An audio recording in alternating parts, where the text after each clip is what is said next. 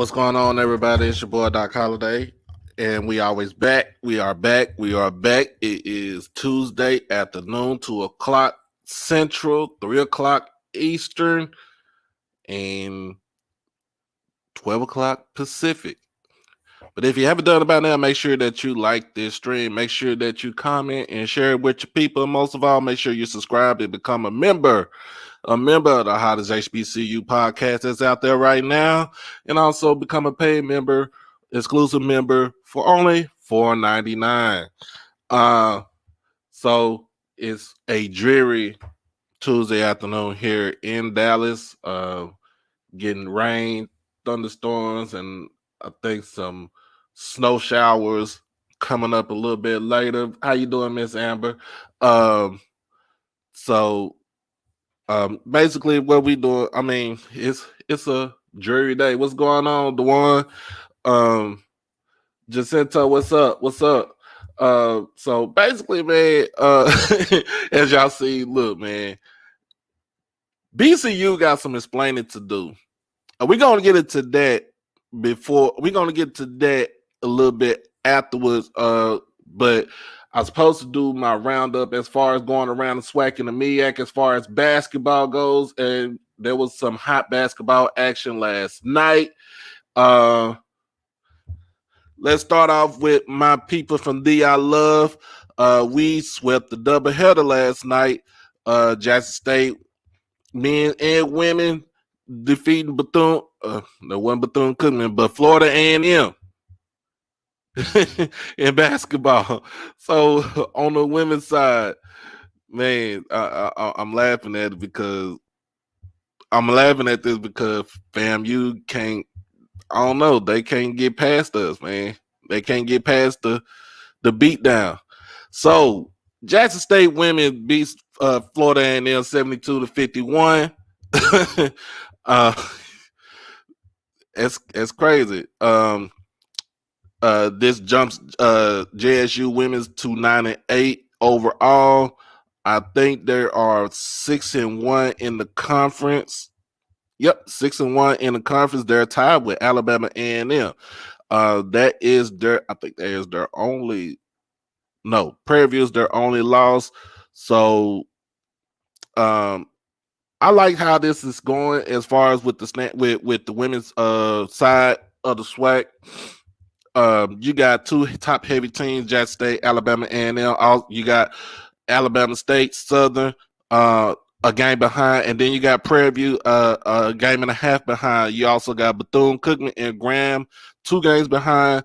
Pine Bluff, 2.5, and it goes so on and so forth. But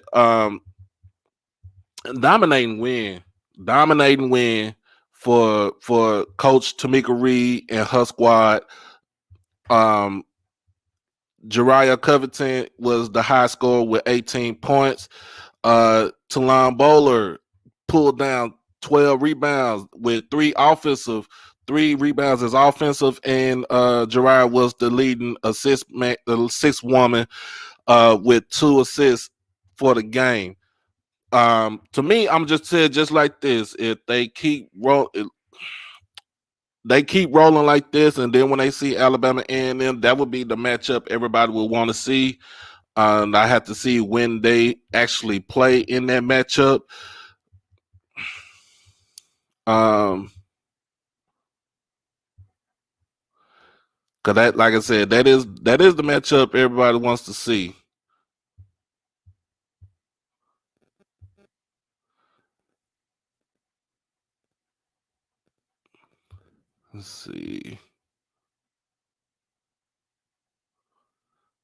Let's see.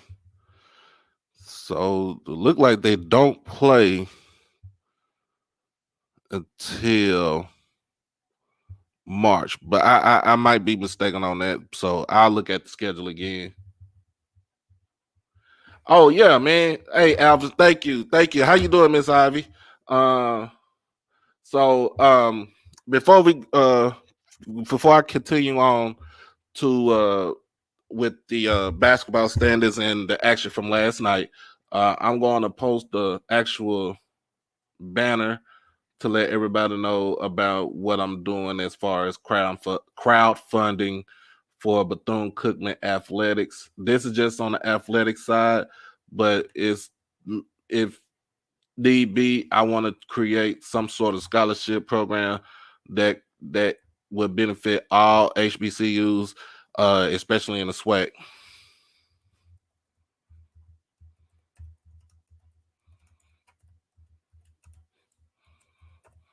Let me get this tag going.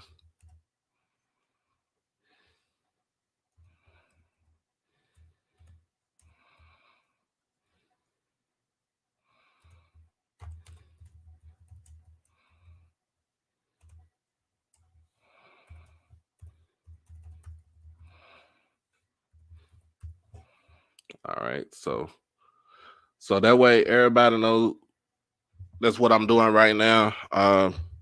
It's not much, but is what we can do.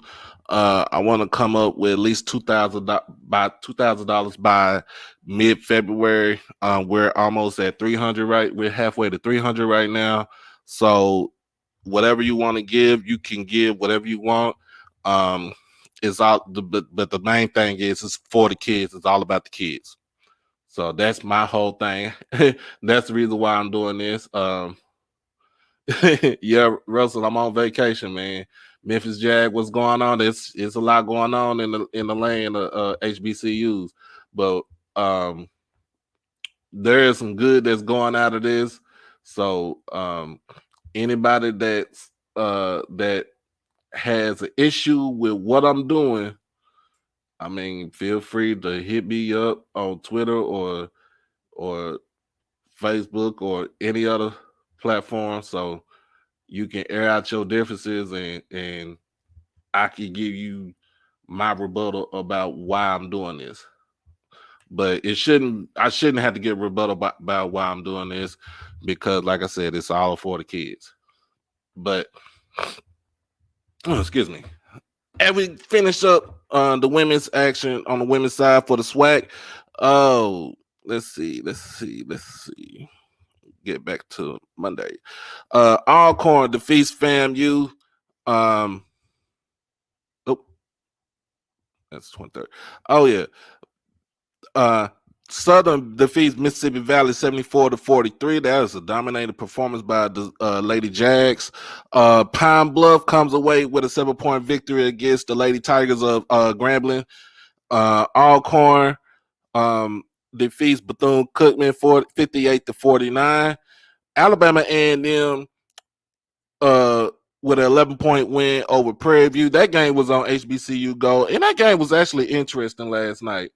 So it's a lot of, to me, that was a good game last night. Alabama with the win, and Alabama State coming up with the big victory over Texas Southern 81-73. Now on the men's side, the men's side of things. Trying to get my words together. Jackson State men, Mo Williams comes up with another conference win, but barely. 59-58 against FAMU. In this game, I think Jackson State were down by 2, and they made a strong push in the second half, scoring 31 in the second half to close out the game. And I think that was our only lead that we had in this game. Zeke Cook with the high for 17 points. Also the leading rebounder with 10 rebounds, and Chase Adams with 3 assists.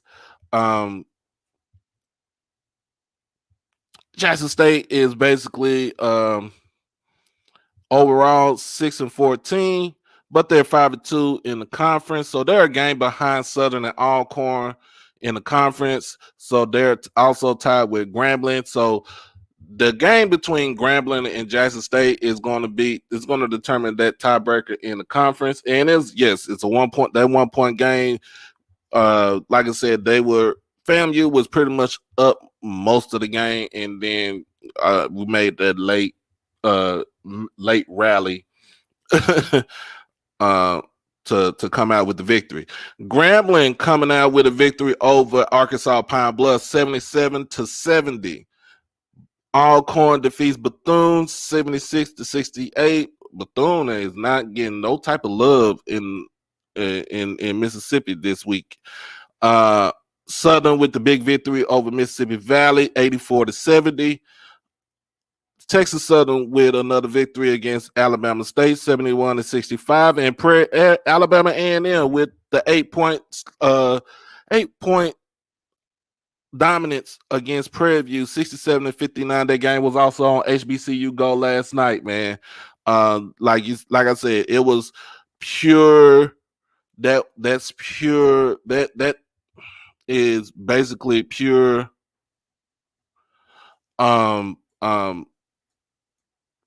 What I call media dominance from HBCU Go. And if you have not watched the game on HBCU Go, I would advise you to do it. They do have our guy Charlie Neal. Man, look, Charlie Neal is a HBCU media legend up there with Rob J. Just saying, media legend. He is a gem. We need to keep him protected at all times. Now, man, look, we're going into the MEAC. The MEAC, great basketball in the MEAC, though. I'll just be honest with you. It is great basketball within the MEAC right now.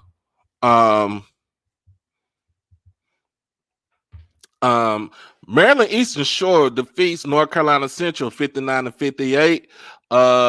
Central, basically, like I just said before with FAMU and Jackson State, Central led the game the whole way until Eastern Shore made the layup, which basically won the game at regulation 59-58. Howard with a dominating victory over Coppin State 90-76. Look, Howard has. I'm gonna be honest with you, Howard. When it comes to basketball, they are up there with the likes of Eastern Shore, Central, Morgan State, and Norfolk. They are up there, so you got to give Howard some credit.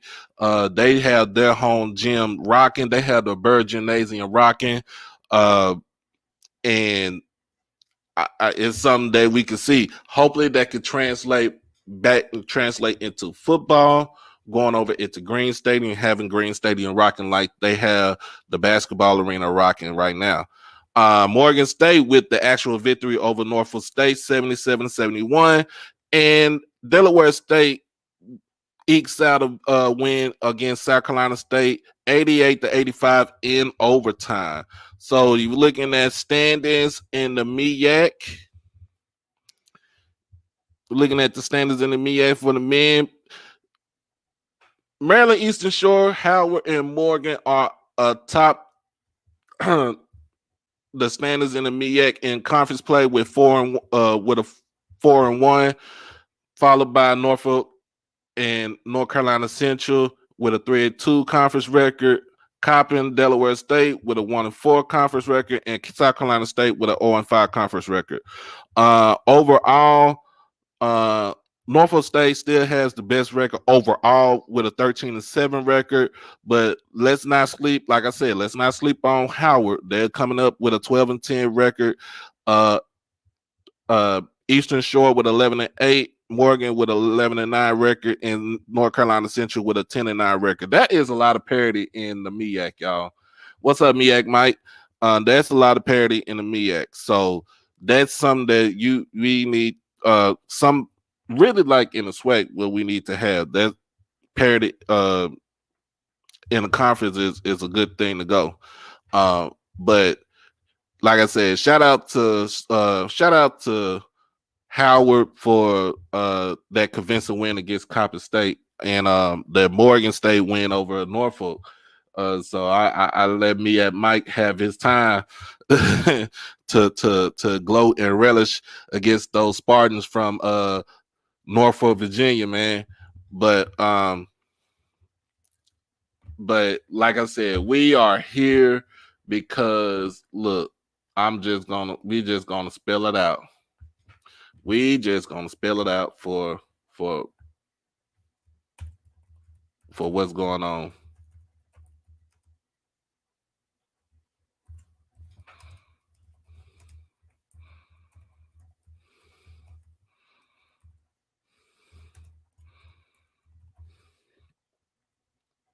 All right, I ain't gonna beat around the bush, y'all.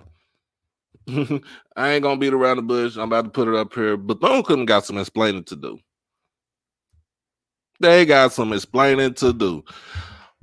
As if y'all watched the Roland Martin show, Roland Martin Unfiltered last night, he was discussing the issues over at Bethune Cookman and with the student-led protest. So, Roland not only had he had Ed Reed and his representative, Roe Parrish. Didn't even know he's a Dallas native. That's crazy. And I've been living in Dallas for so long, but I didn't know Roe Parrish was a Dallas native. The Soto Eagle, like I say, fly high, whatever. That's an inside thing for us Dallas folks. Also, the interim president, Dr. Lawrence Drake, on there for an interview, and also three current members of the football team, and one of those members, like I said, was Austin Yakawi. As far as the interview goes, now I need to go and I need to try to find some common ground as far as what's going on about what this man would. First of all, Roland Martin. I mean, I ain't gonna lie to you. Roland Martin did do he did do a fabulous job as far as trying to conduct the interview, especially with Ed Reed. Now, what I did want Roland to do, and Roland is one of my favorite people to to watch and to listen and to hear him speak. And also he's a fellow Texan. I actually wanted him to ask President Drake more questions about about the actual conditions of the school, and let me see if I can find. I'm gonna see if I can find that clip about what was going on. I know a lot of people right now is watching Ken Clark. So if you're watching Ken Clark, I mean that's cool, and I'm gonna let my brother rock, and I'm gonna rock with my brother too. So he got it, you know what I'm saying? He got it going on right now. But I'm about to get into I want to say glitz and glamour, but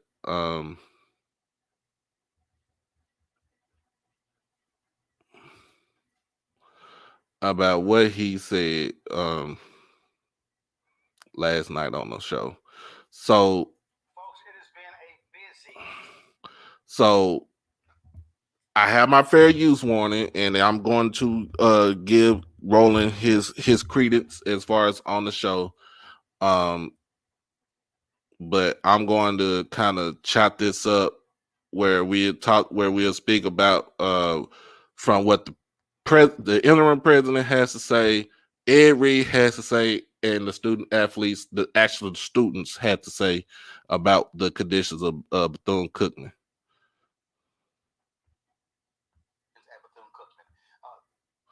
So let me go ahead and share this screen.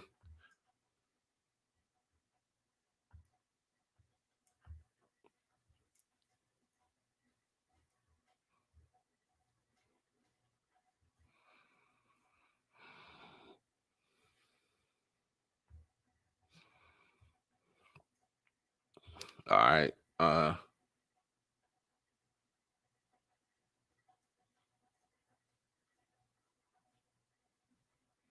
And that's true, D-Law. It's still a fireboat fence on Ed. He did do wrong. He did say that he did do wrong on what he said and how he said it. But he does have fire. He does have passion for what he does. And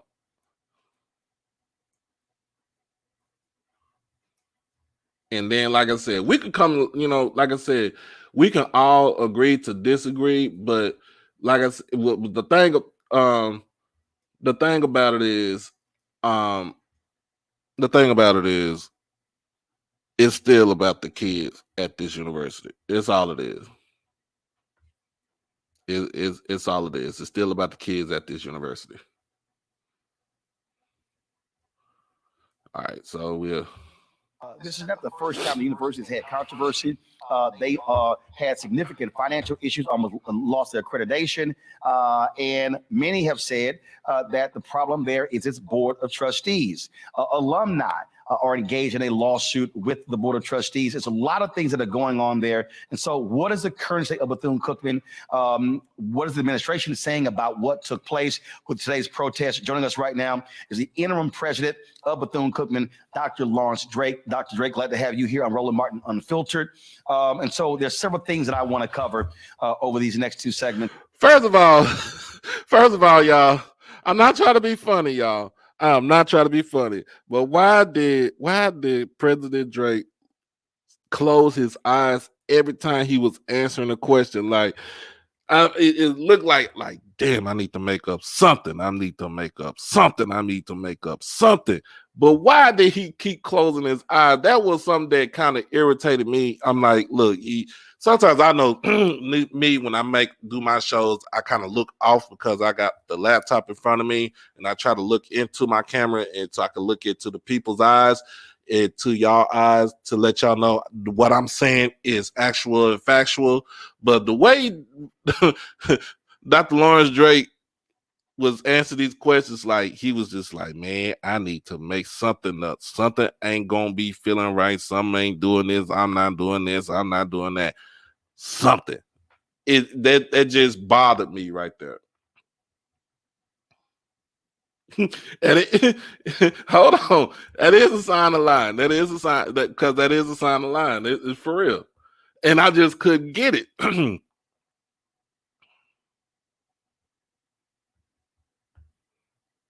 But let's go ahead and get continue. So I'm gonna chop this up in a couple of parts. So let's just walk through this. Ed Reed said he did not want to step down. He was not pulling out. Whose decision was it for him not to become the head coach? Was it you, the interim president, or was it the board of trustees? It was the interim president. It was my decision. It was your decision. Yes. And so why did you make that decision not to move forward with Ed Reed? So we, as you know, about Sunday, a week ago, well, let me back up. Actually. See, that's where you start a lie, because when you start closing your eyes, let me back up. First of all, this is what I kept saying about this guy right here, the interim president. For everybody that doesn't understand, you are assigned. He was assigned to the presidency by the board of trustees. The board of trustees gave you the interim tag to where they have to be able to try. I guess they want to be able to try to find a suitable president or see what type of job that you're doing for the school. And basically for them to see if they take that interim tag off of you so you could be the full-fledged president of the university. Now, this is what I said about this. I understand you being an interim president because you became an interim president during COVID year, and that's understandable. That's understandable.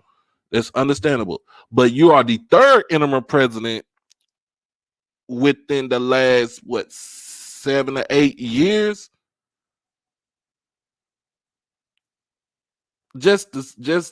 I'm just saying, you're the last interim president right now. They had two of them before. what I mean, the thing is there's no stability. So understandably so you go through COVID, and understandably so you go through COVID and you're trying to right the ship. You're trying to make sure that school stays afloat. The school uh the school um um maintains everything that's supposed to happen with it. Um you want to right that ship. It's COVID. And like I said, I understand. I fully understand when it comes down to it, as far as it being, like a COVID year. Really, nobody was in school. There was no school. All the schools were pretty much shut down for a certain amount of time, for a certain amount of months, and we could, all these kids was doing remote learning and stuff like that. So, but you still had to make sure that the lights is on, all this other stuff, and that's understandable. But once COVID kind of subsided, died down, I think the board should have went back and revisit Dr. Drake. That's crazy to say the name like that. um, and see what type of what his evaluation, doing an evaluation. That's what I'm saying. Yeah, doing an evaluation to see if you be able to be the main president, or do they need to go find another person to fix the things about Bethune Cookman. And for you to say that it was your decision to let Ed go, really, it's not your decision to let Ed go, because first of all, he did not have a contract in place. He did not have a contract in place. Now we'll talk about that with Ed Reed not having a contract in place to come and be the actual football coach for the university. But you can't just say, well, we fired him. Like, no, you didn't fire him. You just say, well, we ain't going through with negotiations. That's not a firing. That's basically like Mr. Campbell, give me a contract. I'm looking at it, and he decides, well, Doc, we're not gonna go ahead with you. We're not gonna do any other amendments to the contract, to said contract. So we're gonna go somewhere else. That's not being fired. They're just saying they pulled out the contract talks. Everybody does that when it comes to, especially in sports. They do that. That's called negotiations.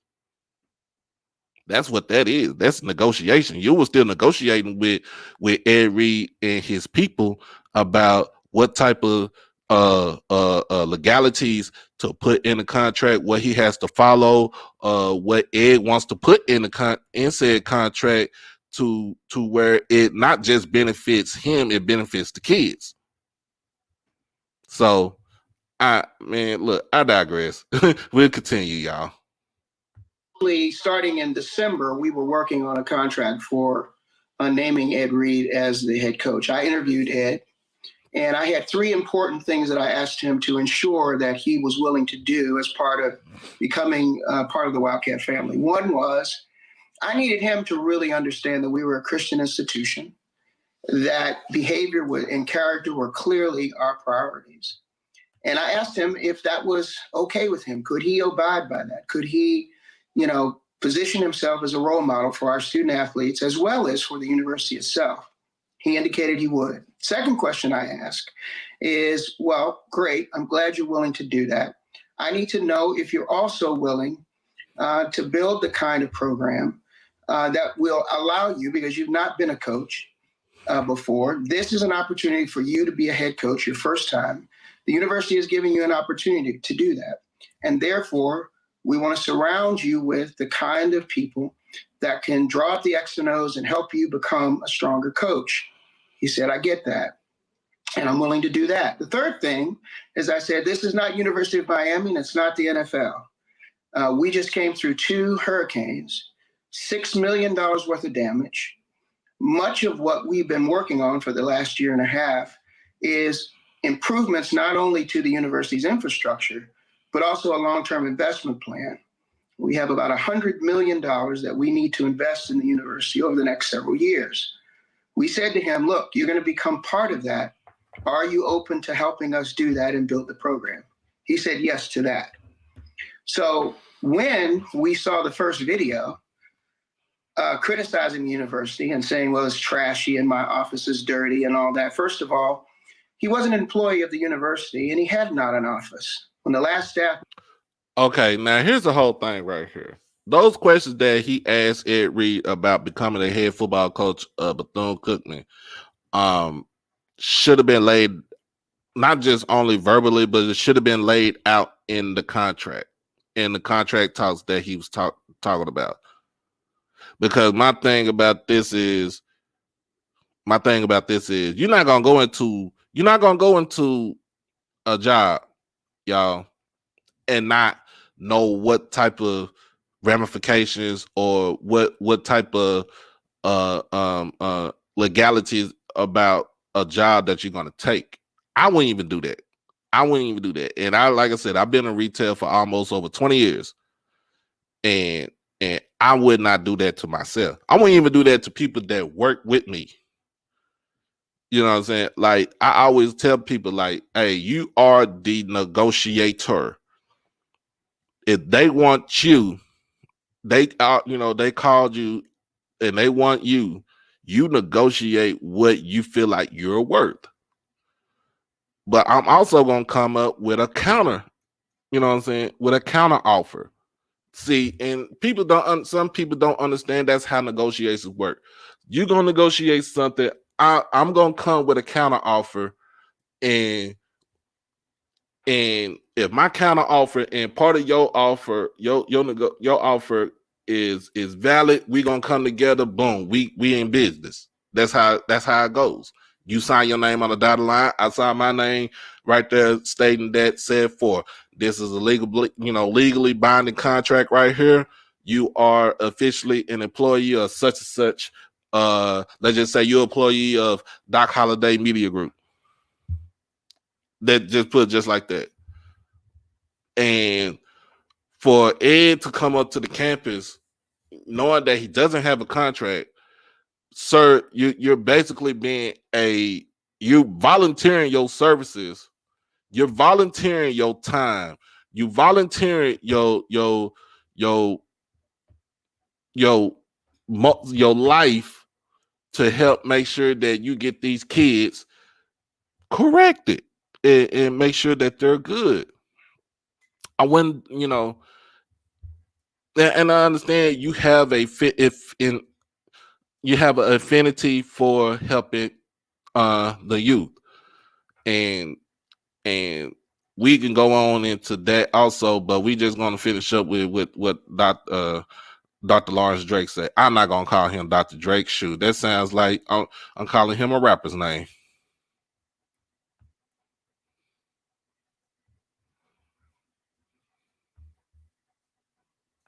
Moved out, we started renovating that building, everything from the coaches' rooms to the other places. We had given him some permission that he really took to the next level. First of all, he wasn't authorized to even take video. He wasn't authorized to do any of those things, but he did them anyway. The university had to take responsibility for that because it happened. But quiet as kept, that isn't the kind of behavior that we would expect. And then the expletives and those kinds of things in that first video, you might call that an aberration. And I would say it could be. And you have to be a forgiving individual. But when you have this much damage, you look at the gym and you look at this video and you look at it critically. But I would invite anyone to come to our campus because all parts of our campus don't look that way. We are really trying to work hard to clean it up. And given the fact that, again, we suffered 2 hurricanes back to back. Understandably so, you suffered 2 hurricanes back to back, y'all. And I understand where he's coming from. You suffered 2 hurricanes back to back. So you had a hurricane that came in September, and then you're kind of free and clear, but then you have another hurricane come in November, which in weather terms hurricane season really don't go into November, but it does because the season doesn't end. The season ends around October, the end of October.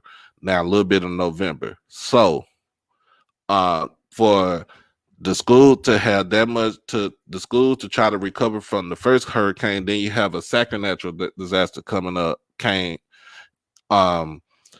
You there, this is done between right before Thanksgiving holiday. Football team is still on the road. They haven't been at home. They haven't been at home since. Um,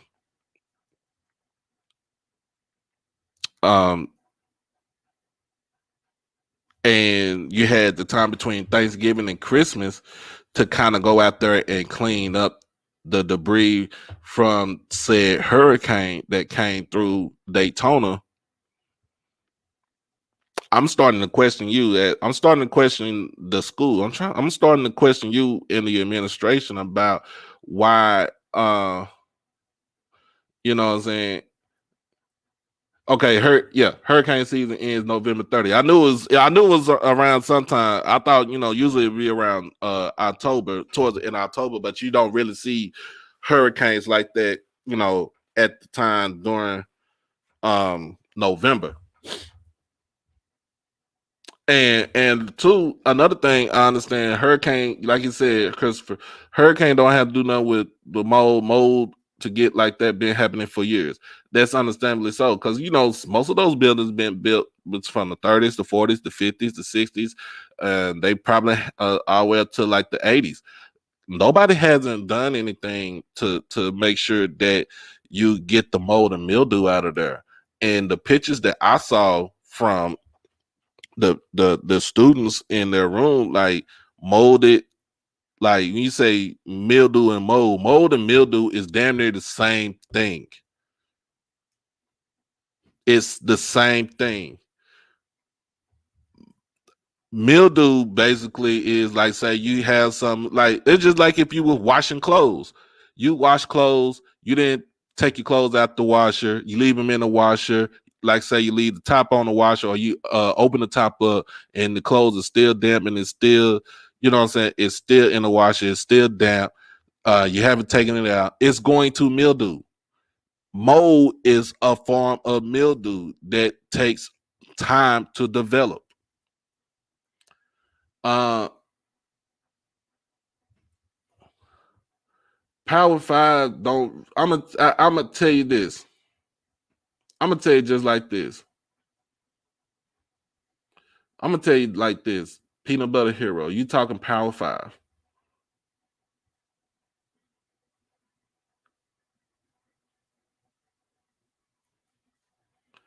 See, that's the type of thing that we don't need to have. Look, I'm not worried about that. But carry on. Let me move up to some time.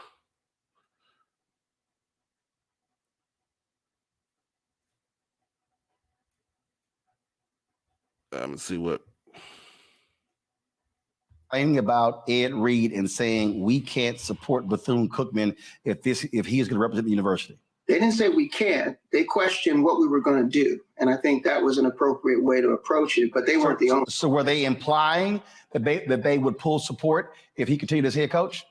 I think that as a leader, you have to make the decision. Hold on. If they are, this is what people can say whatever they want to say, but we think you can do anything respectfully. And when we think about the culture that we're trying to build, that we have companies and partners like Disney and some of our other partners calling saying, what are you going to do about that?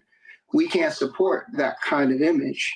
And of course, they're one of our biggest sponsors for the Classic. So you're saying Disney, officials with Disney called you complaining about Ed Reed and saying we can't support Bethune Cookman if he is going to represent the university. They didn't say we can't. They questioned what we were going to do. And I think that was an appropriate way to approach it, but they weren't the only. So were they implying that they would pull support if he continued as head coach?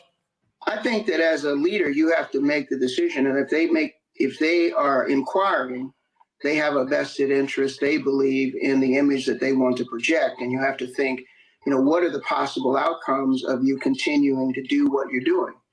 But here's the bigger point, and I think this is the most important thing for me, is that, as a dad and as a father, and certainly as someone who's been given the responsibility of looking after these young people, I just didn't feel that at this point, and I conferred with a number of people. Yes, there are a group of alumni who believe that the decision was, maybe the incorrect one. But there was also a legion of people, including former players, including people like Larry Little, who's also a Hall of Famer, who is a Bethune Cookman graduate. And some of those people are coming to campus this week to talk to our players.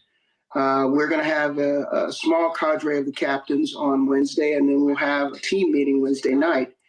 And we're going to tell the facts. The facts is that, this university has weathered tremendous storms. And you mentioned in your opening about the financial condition and the accreditation. We not only have survived that accreditation, but we've received now a 10-year accreditation. So we are free and clear. We're also solvent as a university. But your predecessor, the reality is a lot of that goes to your predecessor, who the board then eventually fired. That is true. Now, that is true, y'all. They did get their accreditation back, and but they was on probation. They did get their accreditation, but they was on probation. Their nursing program just got their accreditation back from the group that oversees that program. But it doesn't take it's not going to take a rocket scientist for the regional accreditor SACS to take a look at this interview from this Roland Martin interview, and basically saying, hey, we need to go back down there and see what is going on with Bethune Cookman. That's the main thing about it. We need to see what's going on with Bethune Cookman. What are they trying to hide, or what are they saying or doing that we did not see the last time we was there, before we gave them our accreditation back?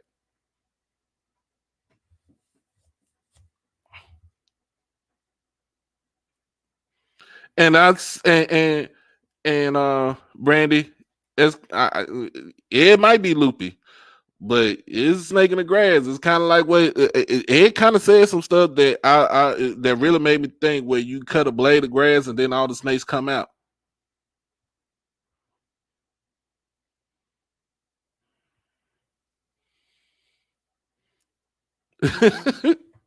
Not blue vein black Voulay. Not the black Boulay, see.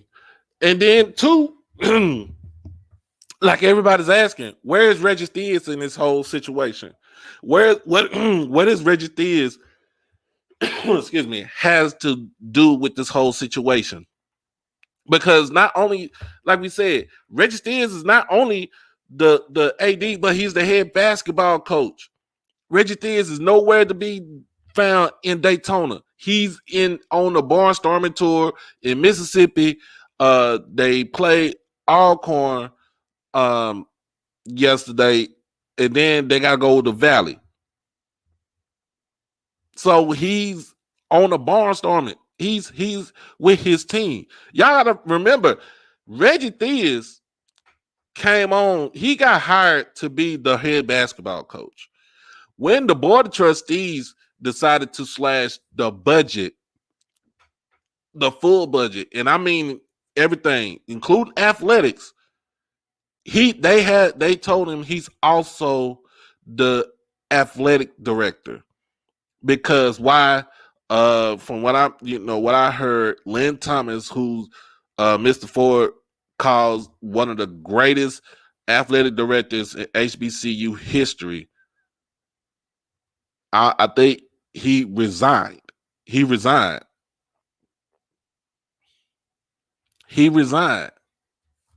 And here's the thing too, Reggie Theus, you've seen the conditions on the campus. You seen the conditions on the campus. You the AD. You seen the conditions on the campus. You seen your athletic facilities. You seen all this stuff right here. Why are you not reaching out? You was in the NBA. Why are you not reaching out to your people in the NBA and say, hey, we need help down here in Daytona. I need to get basketball. I need to get money. I need to get money for a practice field for the football team. I need to get money for a full size track for our track team. I need to get money for locker rooms, showers, and stuff for our for our student athletes. You had the cachet. You still had the cachet, bro. You was a. I hate to say this, and I hate to say this. You're a celebrity coach, sir, because you coached in the NBA. You played in the NBA. Hell, you was on TV. You had a TV show, and you can come in. You can use your connections to ask the NBA, ask your NBA friends, like, hey, can you come down here and help us out at Bethune Cookman?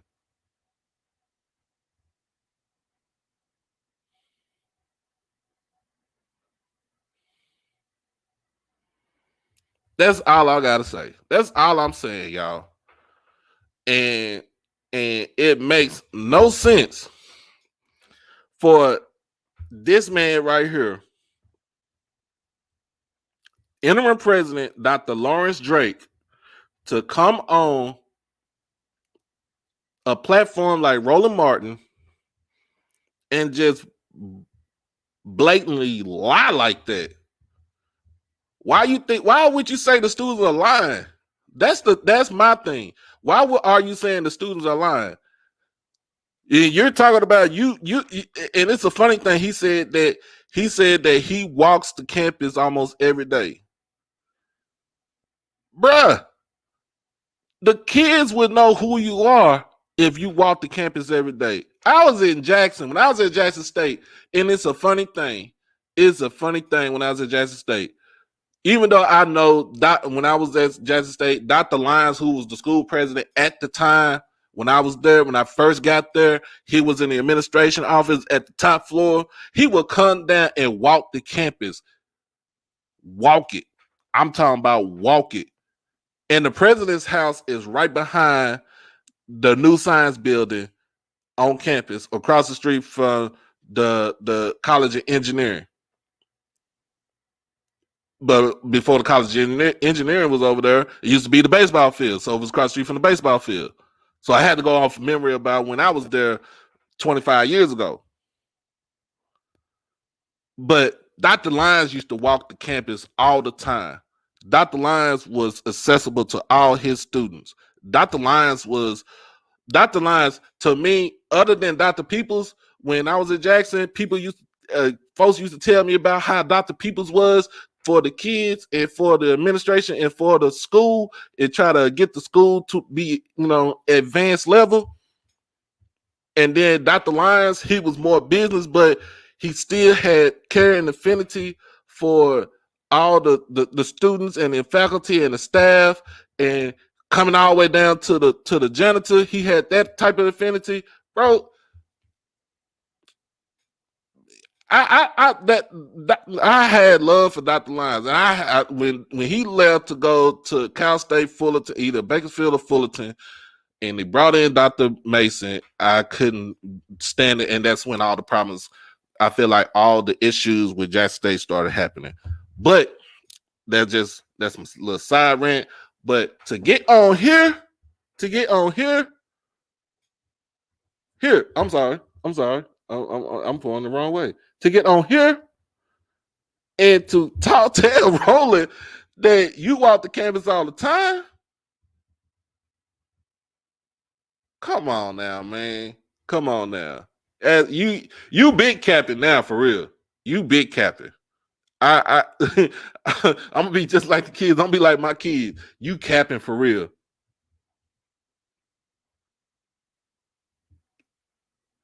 You straight capping. But I want to get into the talk with Ed Reed.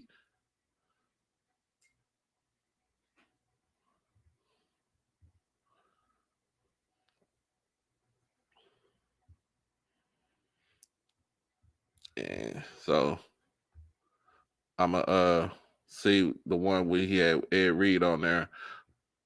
But if I can't find it, then we'll go from there, y'all. We'll go from there. And so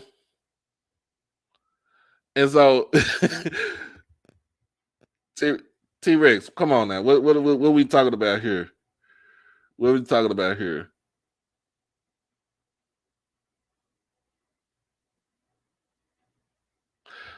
So Brandon Shree. So where can BCU go from here if they reinstate Ed Reed? What type of relationship would he have with the administration? On the real, I don't think you don't hire Ed Reed back. You don't get Ed Reed a contract. There's no way to bring him back because of what he said on his Instagram live with the rant, and he he put it out there, and he put the narrative out there. there's no there's no way of of bringing Ed Reed back, and then listening to Austin and all those kids that was talking about uh Coach Sims had them on the bus for like 16 hours on an off day when they was coming back from whatever game that they was playing, and this, that, and the third. And then with the moldy helmets and the shoulder pads and stuff like that, with the sharing of the helmets and things like that, sharing of the gloves, that right there, bro, that's a damn fireable offense right there for real. That's a fireable offense. That is a fireable offense right there, because the simple fact that Terry Sims, understandably so, you coached at the school for like 6 years. You got you had two or nine seasons back to back, and then it comes out that some of the conditions that these kids were playing in, were practicing in, like, didn't make no damn sense. And you're supposed to be the head football coach. You're supposed to have you're supposed to have your thumb on everything with the football program.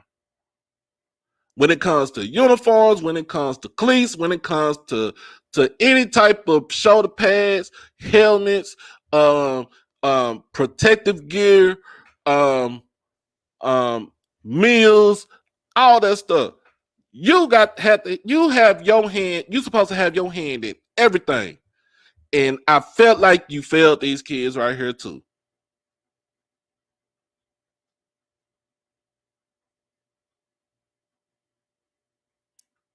And I swear to God, if those kids was coming to you saying, look, look, I got mildew and mold in my hair and all this other stuff like that. Come on, bro, you in Florida.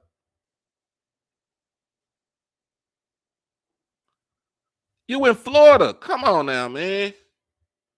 You know what goes down in Florida. Hurricanes, humidity, and heat.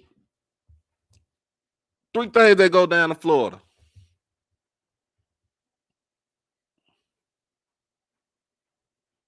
Come on now, man. And I'm let me get my disclaimer, y'all.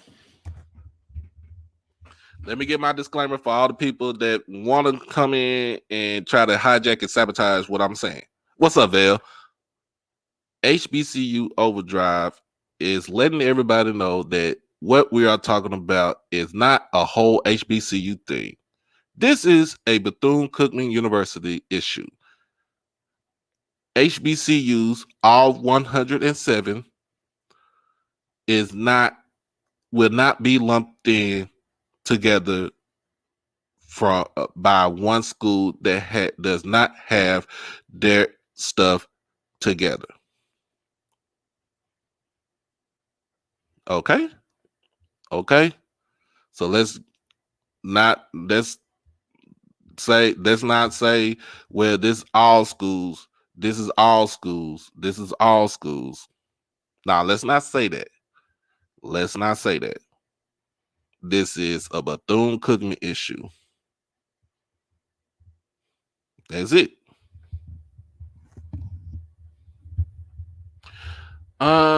Sophie Lamar, yeah.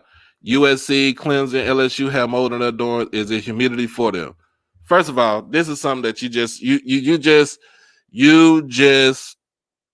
answered your own question. University of Southern California is in LA. It sits next to the ocean.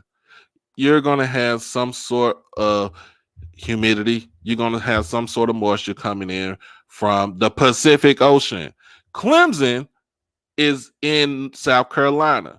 Clemson is in the South. So, of course, Clemson is going to feel the effects of southern humidity. LSU is in the South. LSU is in Baton Rouge. LSU sits next to the Mississippi River. LSU is probably about 150 miles or so away from the Gulf of Mexico. So of course there's going to be some sort of humidity coinciding with having mold and mildew in their dorms. And plus, if you have mold and mildew in dorms, most importantly, those dorms are old as shit. Excuse my language.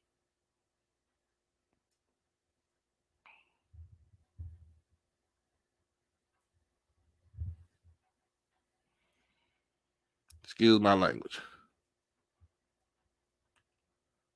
USC doesn't have these problems. Where they get that from? Sir, USC has problems too. Just because they're a predominantly white institution don't mean that they don't have problems. And in fact, USC is a freaking private institution. Come on now. They don't get state funded from California like that. Come on now. Use your brains, y'all. We gotta use our head, man. Come on. Sometimes we gotta stop thinking with emotion and we gotta start thinking with facts. You don't want to, you want me to Google USC? How about this? My wife is from freaking LA. She would tell you what is going on. She'll tell you. She know what's up. Come on now. Come on now. You can't come. I'm gonna tell you just like this. You can't come on my show and try to hijack my show without stating facts. Thank you. Oh, well, you better come with it. You better correct it.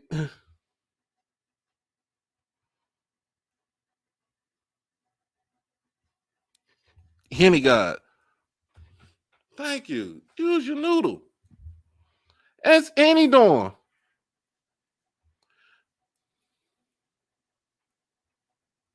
Okay. Do you stay? You from LA and you are you a student there? Do you stay on campus?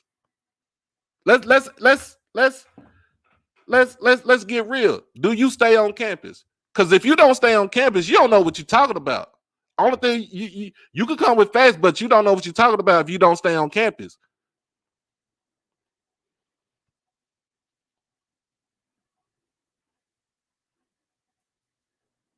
And thank you. The issue was way bigger than Ed Reed. The issue was bigger than Ed Reed rant. Ed Reed rant just came in and chopped down a little bit. The interview, I'm gonna tell you like this: the two things that kind of put Bethune Cookman in the spotlight where it is now. The first spotlight was when Uncle Luke had his damn Twitter space and Austin Yakowie came on there and talked to the folks about what's going on at Bethune Cookman. The second part is I hit Austin Yakowie the same day because I was on said Twitter space for Uncle Luke, and I said what I said, and then I asked Austin, can he come on the show to give his 2 cents that for people that did not listen to the damn stream, I mean the space on Twitter, you could come on my stream and you listen to it. He spoke down to it. He spoke eloquently, He spoke with conviction, and he ain't double down to shit. And told us what's up. And that's when we start. That's when we start peeling away everything about Bethune Cookman.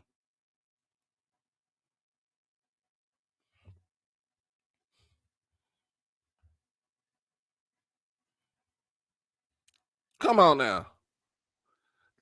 UCLA got more. Yes. UCLA. If a school has been built over in since the 1800s, it has some form of mold, mildew, asbestos, any type of foreign object that can cause any type of irreparable health harm to you.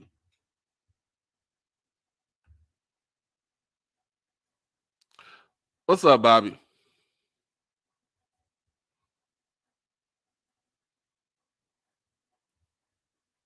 So you try to tell me, Chris, you trying to tell me that he's lying about these kids are lying about mold and mildew being in their dorm.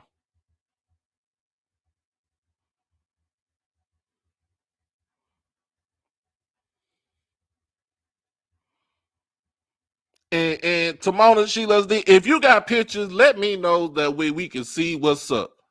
Cause I seen the pictures, and I know most of everybody on here on this stream that's truly down with the cause has seen those pictures, and it irked the hell out of them.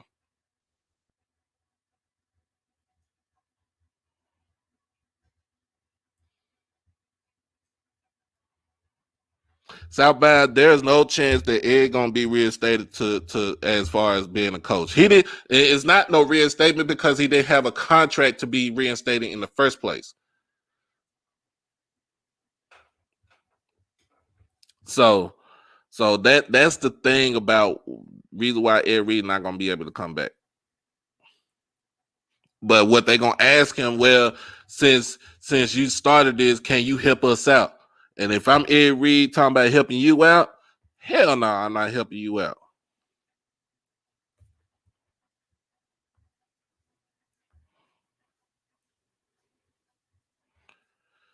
We're gonna make this probably like an hour and a half show. So, but it's all good.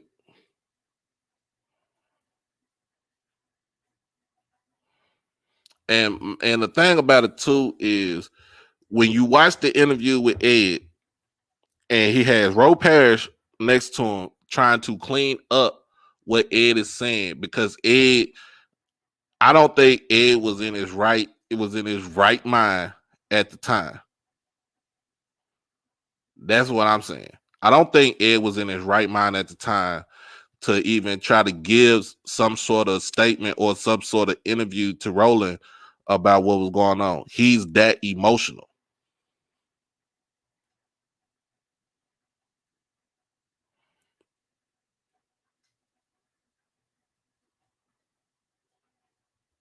So, and the thing is too, I got someone on coming on. The thing about it too is it they're trying to move on. They trying to sweep all the stuff that's going on with the school under the rug, and so nobody won't see it, but it's already out there now.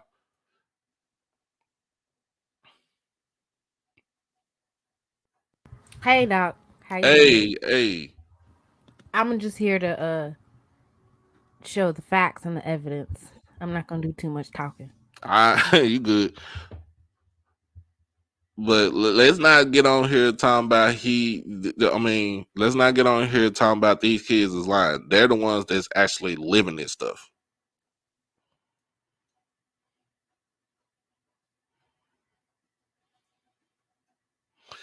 If the football team boycotts the season, South, the main thing is the SWAC is going to come in and they're going to level some sort of penalty towards the football team plus the AD also, which basically is Reggie Theus.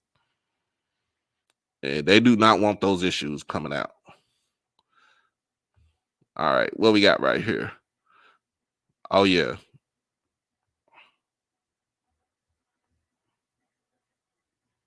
So this is a student at Bethune Cookman University, and they're just basically showing the mold issue.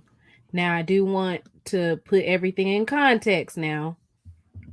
We don't know when these particularly were taken. If Mm-hmm. these were taken right in between those two hurricanes, of course you're gonna have mold everywhere. Right. Which I think that probably is the case, is that this particular picture had to have been taken because as you can see, she had like a hat that was um filled with mold, and then her bed, which means that when they had to evacuate the campus and they couldn't come back on campus, this is Yep. probably a direct result of that. So let's be sure to put these things into context, that they were hit with a hurricane in September, and then directly in November they were hit with another one, more devastating hurricane as well. Now Right. beforehand they said that there was issues with mold, and I saw that you were sharing with some people about um, USC or LSU legit LSU. has a 4 months ago they had somebody come out, which I'm going to share that as well. Mm-hmm. And that's not to say that students should have to live in those type of conditions, but this is not just a BCU problem. So this is Right. from 2020. This is just a picture of mold. But what I'm saying is that there's even as early as 3 to 4, as recent as 3 to 4 months ago, there was some mold at LSU. Mm-hmm.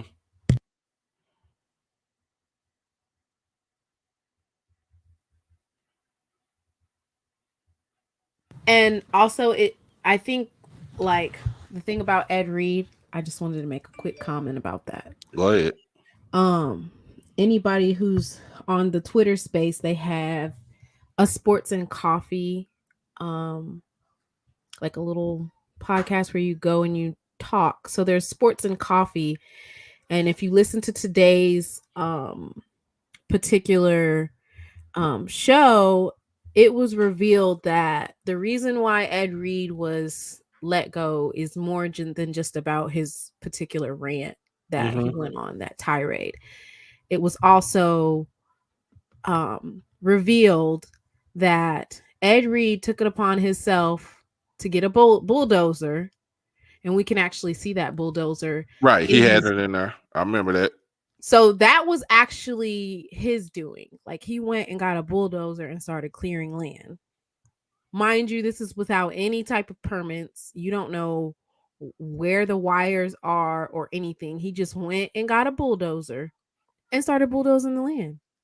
Like, you can't do that. So it's more behind the scenes that he was doing outside of the rants that made them make that executive decision. Like, this dude is doing too much. Okay.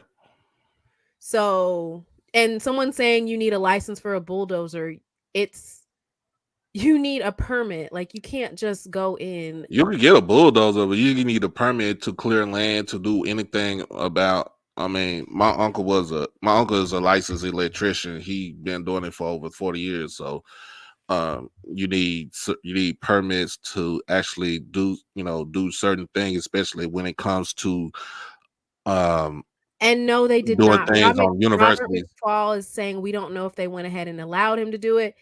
They didn't allow him to do it. He was only there for a couple of weeks. That's something that you have to apply with the city. Like, you can't just, you have to get approvals to do that, because they have to tell you where on earth the electricity is, where the pipes are. Like, that's not something that you just come in here and you get a bulldozer and you say, which he had good intentions. Like, if these people don't want to do it, I'm gonna do it myself. You still have to get clearance. And the fact that people make excuses for Ed's behavior, like, it's insane. It's absolutely insane, the amount of people that are making excuses for his behavior.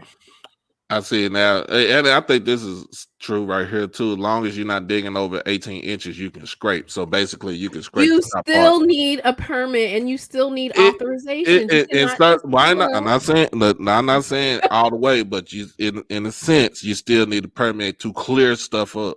But I mean, it's neither here nor there.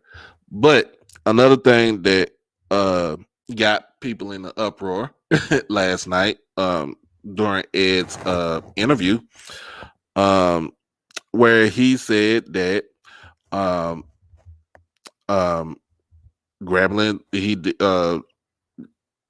called him, or he called Grambling, and then he said Jackson State called him, but then he kind of backtracked a second and said Prime called him.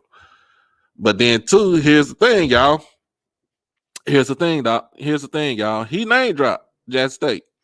I mean, but true. He name He dropped dropped Deion Prime. Sanders and said, He Deion Sanders Sanders called called me. me.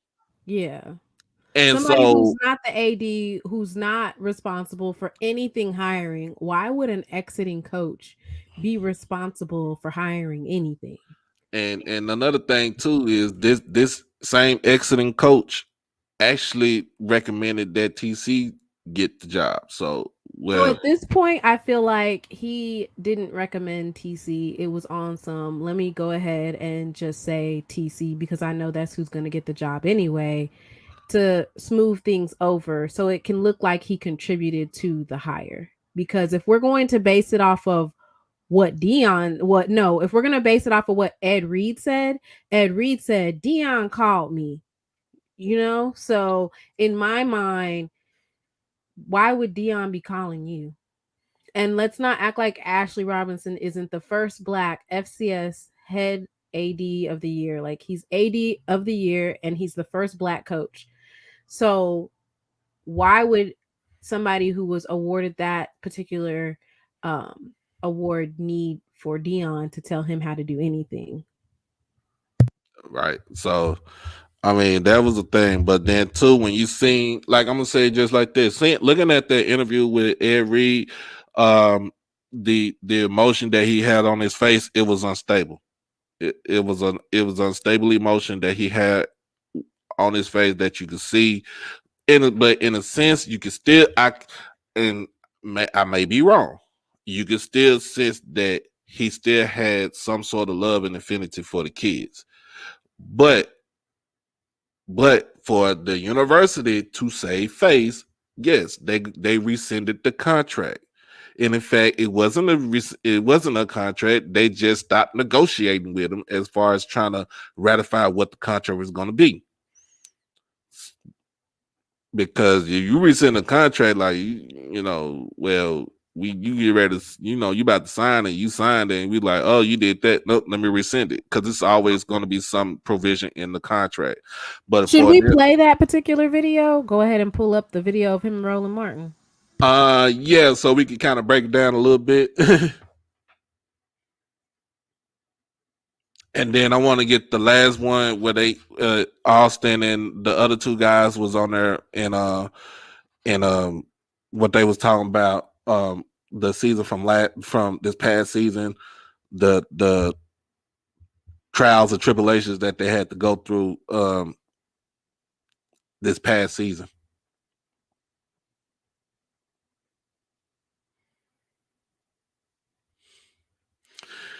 Come on now, you not. I'm done with you, Jacinto. You're talking about Voldemort.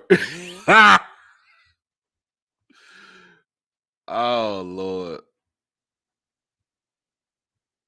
They had a gentleman's deal. Bro, I know what a gentleman's deal is. My fraternity has a gentleman's deal, but that deal was nothing. Let me know when you want me to press play. I'm about to put it up. Go ahead. Have other HBCUs reached out to y'all? We've been in contact with other head coaches from HBCU. I turned down the Jackson State job to come here, Roland Martin. Jackson State called me. Deion Sanders called me himself, man. Gave me. So listen, everything is that Ed is saying is accurate. There have been other offers before Bethune Cookman in previous years from other from bro. Oh, I'm sorry, bro. From other HBCUs, there's been opportunities for Ed to be a head coach at multiple colleges. This was an opportunity. The location, the campus, everything about Bethune Cookman was extremely appealing, which led him to ultimately choosing this over the opportunity at other institutions. I came here, I was impressed. We hadn't seen everything, but just the lay of the land, the campus, the location and proximity to the beach. We thought this would be a great opportunity, especially being in Florida too. Very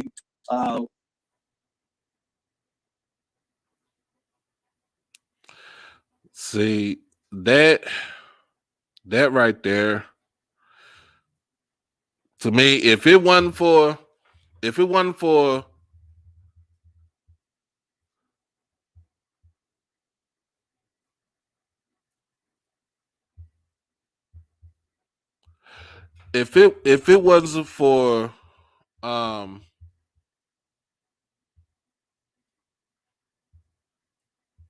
Roe Parish coming in and trying to say, coming in and saving the day, that whole interview with Ed Reed would have been way out the door, way left field. That whole interview would have been Roland would have had to stop that interview right then and there.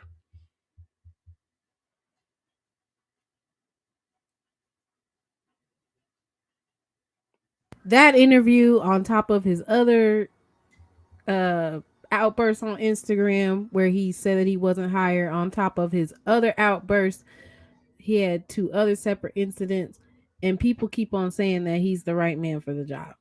Like, he's continually showing you why he is not fit to be a head coach. Great, awesome NFL player, Hall of Famer, but as a head coach, he does not have any composure. Let me answer this question.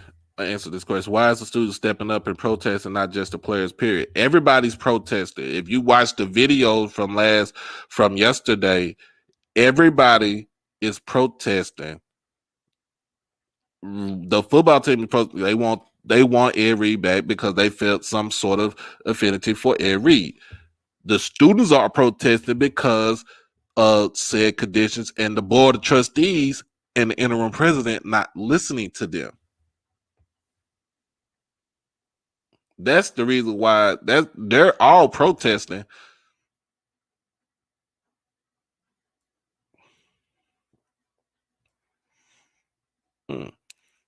I got some stuff from Coach Simmons. I'm gonna read this later.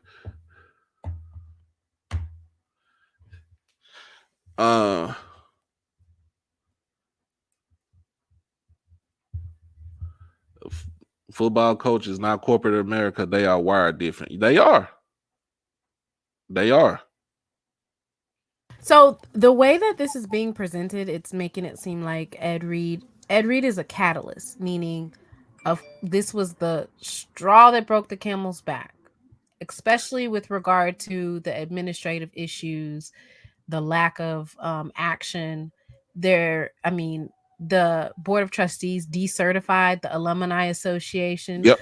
The alumni association has been protesting even as late as spring 2022. There is a alumni association of Bethune Cookman that tried to, protest. So this is just probably the first one that gained so much media attention and traction. And yes, it is because of Ed Reed that they're able to gain it, but they've been protesting about some of these instances. Right. But like I said, part of it, like you said, that was the rant was the match, the Twitter space with Uncle Luke over the weekend was, to me, the catalyst. And then said student coming on to my show was the thing that just kind of took, I want to say for me, just took it to a whole nother stratosphere, because everybody got a hint, everybody, all of us creators have had a hand on it. So, and on a real, Prime was not right about nothing. Coach Simmons, Prime was not right about anything. He wasn't right about nothing, because the main thing is you're out, you're a coach that's leaving. You have your own things going on. You have your own program to watch over, to look over, and you said this, that, and the third. He wasn't right about anything.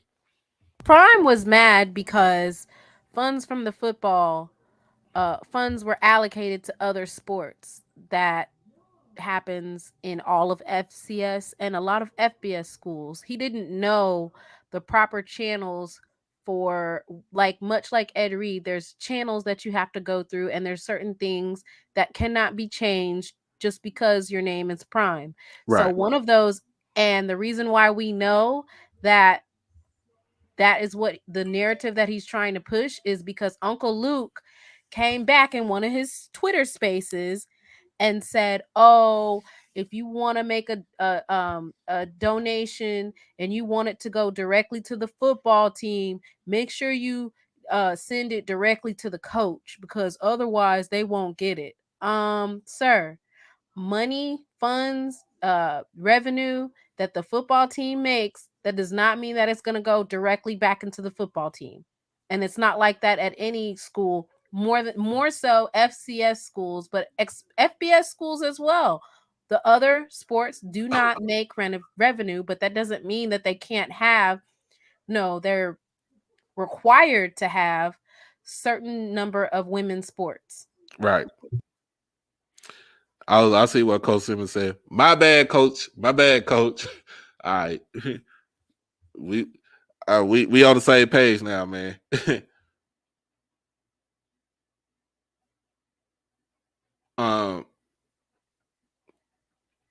So do you have the clip from when the players was on getting interviewed by Roland?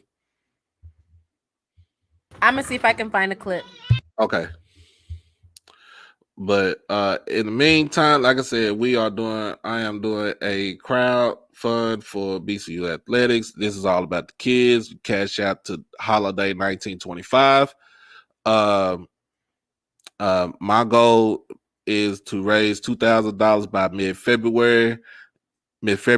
And if we go above and beyond it, everything that we donate, everything that y'all donated, that it's going towards them. It's not going to general fund for the school or nothing like that. It's going towards them, because this is coming some from what I want to do with more of an NIL collective, in a sense, if you know what I'm talking about. But this is what we're doing for BCU athletics. Something that the school should be doing, the athletic department should be doing now, but I digress.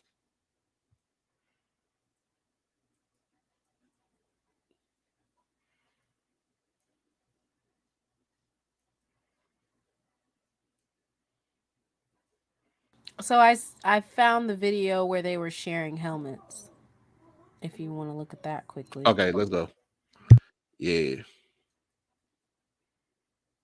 Do have to mention that they said that the Bethune Cookman has 3 sets of helmets, and so for these particular set of helmets they didn't have enough, but apparently for the other 2 sets that they do have enough helmets, it was just for this particular color scheme.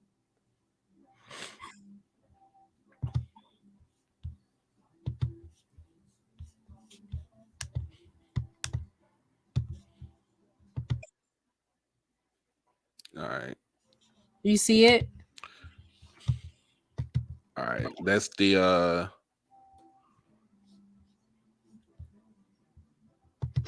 Bethune Cookman out here sharing helmets.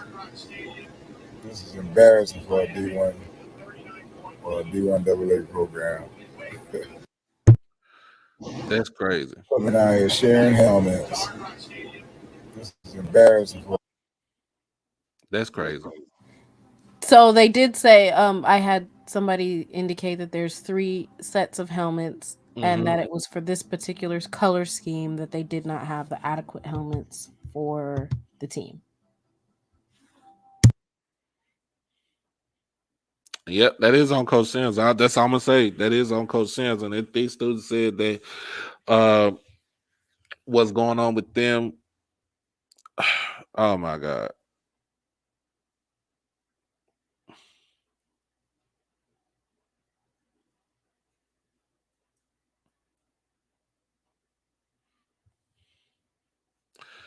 Okay, for anybody that's moderating in the chat, Carolina J Hood. Let me reiterate. Let me reiterate this. Deion Lewin Sanders Jr. Senior did not make a shit show, but he was a catalyst because some of his words, most of the words that he said could and would and were damaging.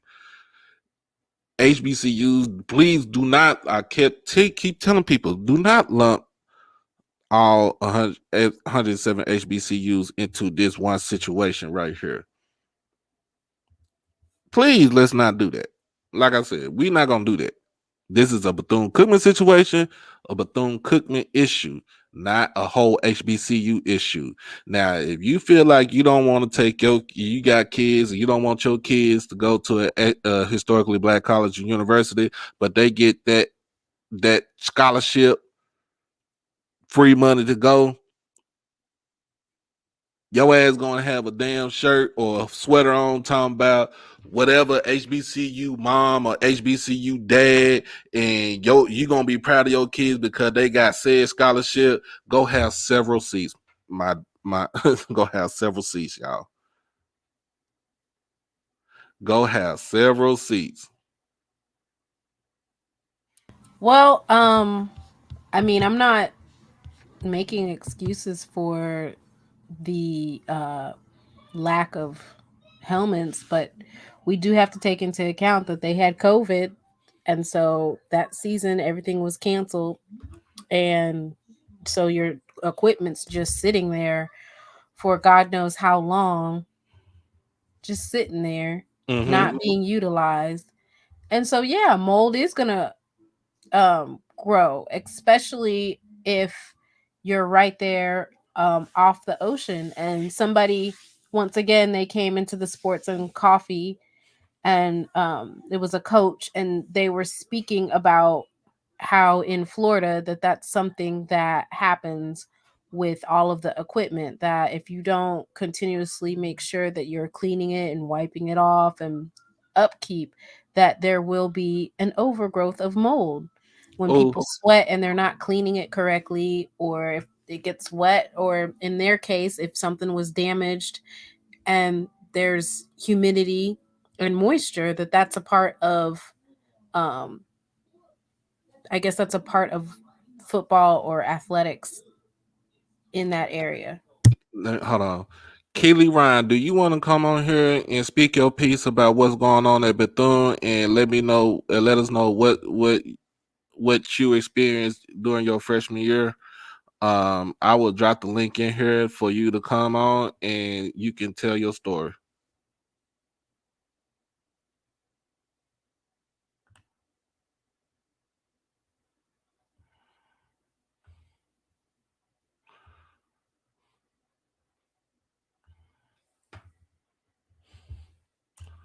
So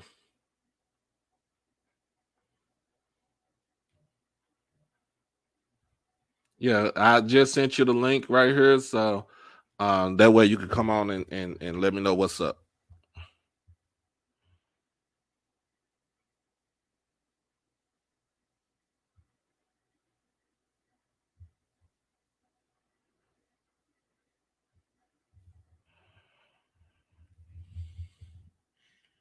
Let's see.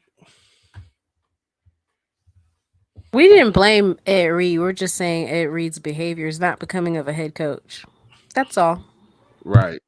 It was just the catalyst. He was a little match, and everything else just blew up. According to the interim president, they have alumni who are donating. But once you said, but here's the thing too that I got from that interview last night. He just put it out there. They was donating at a 12% clip, right? And then once they decertified the alumni association, the one that they're actually suing, they said they're suing, then it went to 1%. Can't simple math, man. How you doing? How you doing, man? Can you hear me? Yeah, we can hear you. Okay, yeah, I'm doing good. All right. Let everybody know who you are and what's your classification, where you from, and what brought you to Bethune Cookman. My name is Keely. I am a sophomore at Bethune Cookman, and what brought me there was I'm an education major, and like I knew the history about the founder, and also I had family who attended the university and graduated, so that was really like motivation for me to go. Okay. Okay. So are you from the state of Florida or are you from somewhere else? Oh yeah, I'm from Tampa. Okay. Okay. So that's what, a 2-hour drive? Yeah. All right. Let me see. T, what's going on, man? Hello? I don't think you got this. I'll call and bring it back in. So tell me, what were the conditions from your dorm, and what did you experience your freshman year, and um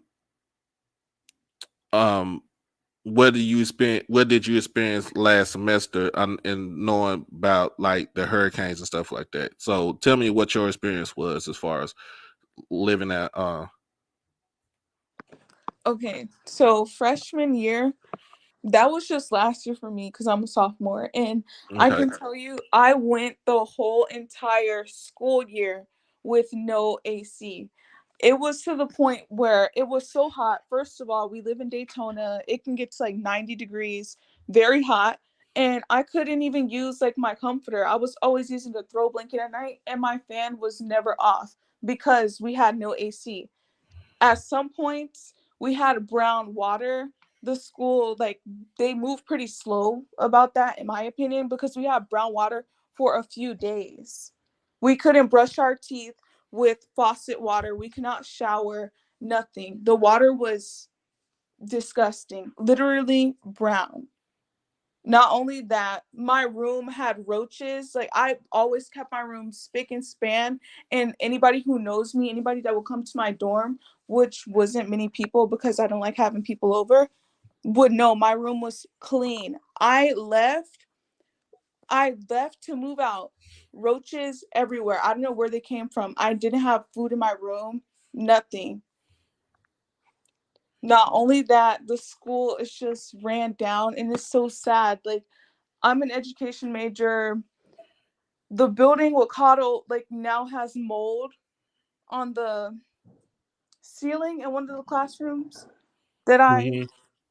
work that I had work to do in, whatever, like that I had class in. And I don't know if it's still there because that was last semester, but that's also a problem. And that I could tell you that was from the storm, but the mold issues have been here for years. I had a Okay. friend whose stuff was corroded in mold our first semester freshman year. So if they're telling you, oh, this is from the hurricane, this is from the storm, that's just mildew. No, Bethune Cookman has had mold for years. And if I knew that it was filthy, if I knew they had mold, I wouldn't be there. I don't even live on campus anymore because it's so dirty. And they don't care to fix it, and they're probably never going to fix it. Okay. That is that is disheartening to hear that, because I'm sitting, if and like I said, this is not a whole HBCU thing. This is some just dealing with Bethune Cookman, y'all. This is not a whole HBCU thing. This is not a Jackson State thing. This is not a Southern thing. This is not anybody in whatever. This is a Bethune Cookman University situation. So I got a question for you.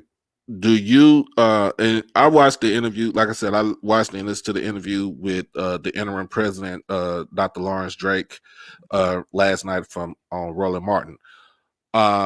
There were instances he said that I think he said that he had walked the campus, he walks the campus all the time. What do you feel, and how do you feel about what he said during the interview? If you watched the interviews last night? Yeah, I definitely watched the interviews, and he's lying. I have never seen that man in person a day in my life. I've been at this school since last year. I lived on campus. We do everyday activities like walking to the calf, stuff like that. You would think you would see administration. You don't see any of these adults who allegedly run the school. I don't even know who the people of the board are. I've never seen none of these people ever. I just don't know what he looks like. So for him to sit there and lie until he walks to campus is insane. He doesn't do anything. What do you, as a student, and you're not actually from the football team, what are 3 things that you would like? What are your demands as a student? What are 3 things that you would like to see resolved, that you get out of this protest? I would like to see better like leaders, like people who can represent students and not people who are over like 65 years old who are just doing what's best for them and not the people who are paying $30,000. And also I would like the mold issues resolved, and I think we deserve better facilities, period. Like there's no reason why I go to this school. This is supposed to be my home away from home, and we don't have fun activities on campus to do. And I don't mean like student activity board throwing like little events. No, I mean stuff like bowling on campus, just fun things. Like we don't have a rec center, nothing. Now I got somebody ask a question. They asked a question about why didn't you withdraw from the school? What made you stay here, stay at Bethune Cookman? So I didn't withdraw from the school because that's actually a good question. Well, I didn't feel the need to because I ended up moving off campus, which was better for me. Like obviously going for class is still, it's much better than living there in harsh conditions. And I like the program at my school for my major. So that was best for me. Okay. Hey, Okay. Doc, I have a What's quick going on? question, if you don't mind. No, go ahead. So have you ever had any conversations with any of the SGA or anyone at the school about your situation?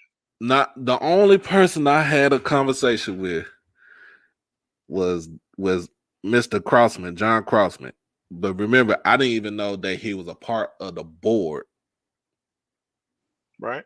until until I went through on Saturday and we ran down the names of the people that was on the board of trustees.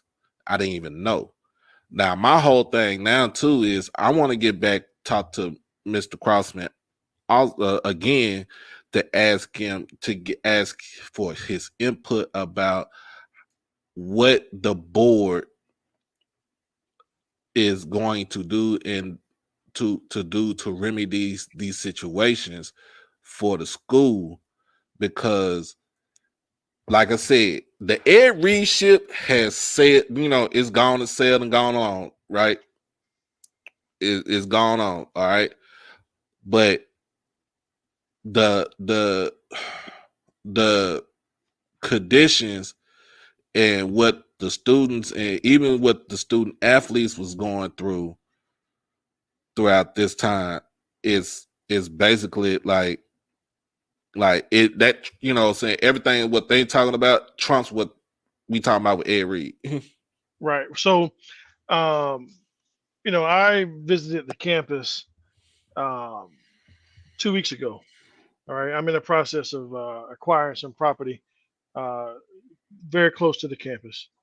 And I went through and walked through the campus, and certain things were definitely jacked up, right? So um, the issue that I have is a lot of people say that Bethune Cookman is broke, but literally, I went to a couple different properties that I'm looking to acquire, and they're bidding as well, right?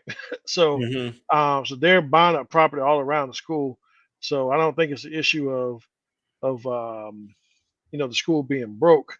I do have some questions in regards to why the issues that this young lady and others are are saying are occurring. But right now, a few things are adding up.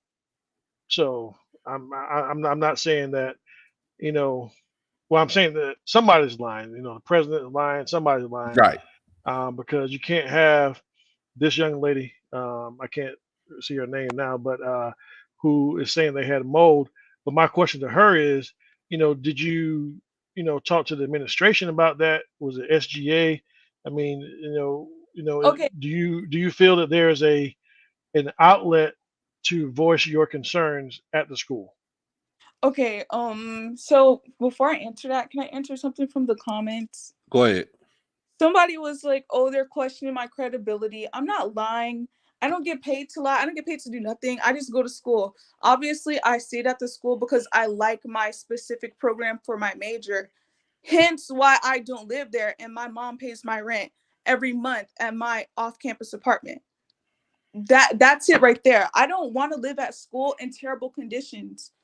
I'm paying 13 now instead of 30. That's much better and I like my program. I'd rather stay somewhere where I'm comfortable with my professors who care about me and I'm making good grades. I'd rather stay there than go somewhere new and just maybe not even like it. But anyway, the students, we're not lying. I feel like there's so many people who have receipts of the terrible living conditions, and these people who are like our leaders, they don't have receipts. They can't tell you, oh, these kids are lying, these kids don't have proof.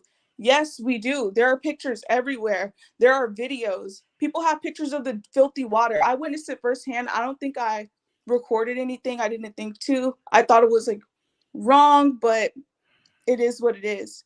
That's over anyway. And also, I did contact the school about me having issues with AC.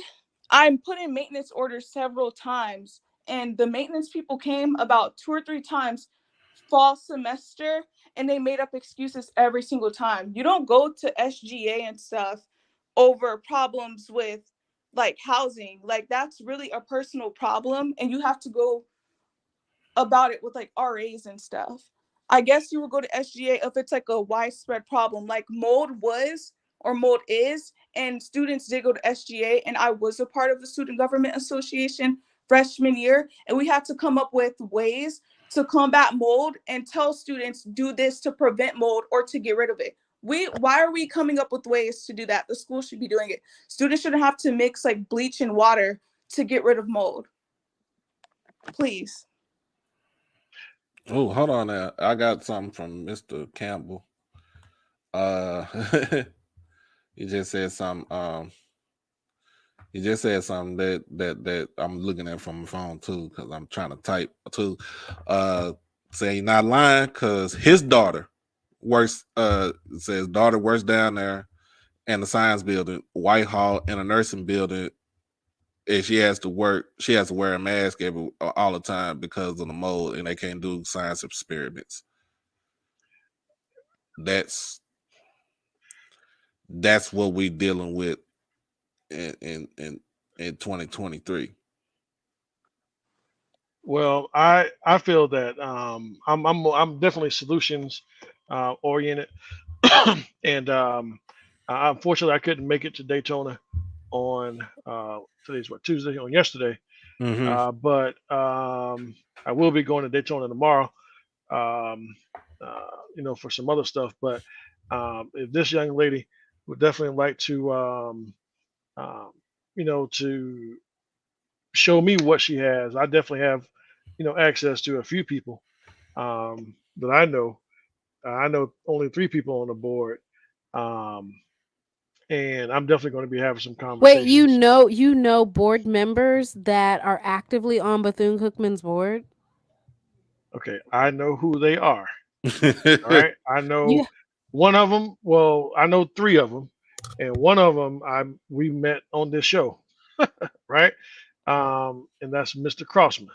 Right. Okay, John Crossman is a member of the trustee board, and I know him, from just watching different videos and knowing who certain people in the community are.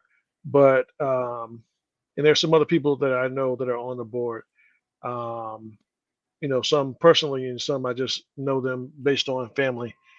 So Um, do they ever give you an explanation for, because this has been an ongoing issue, do they ever highlight what it is that they're facing as to why there's so much inability to effectively hire a permanent president and just all these different issues?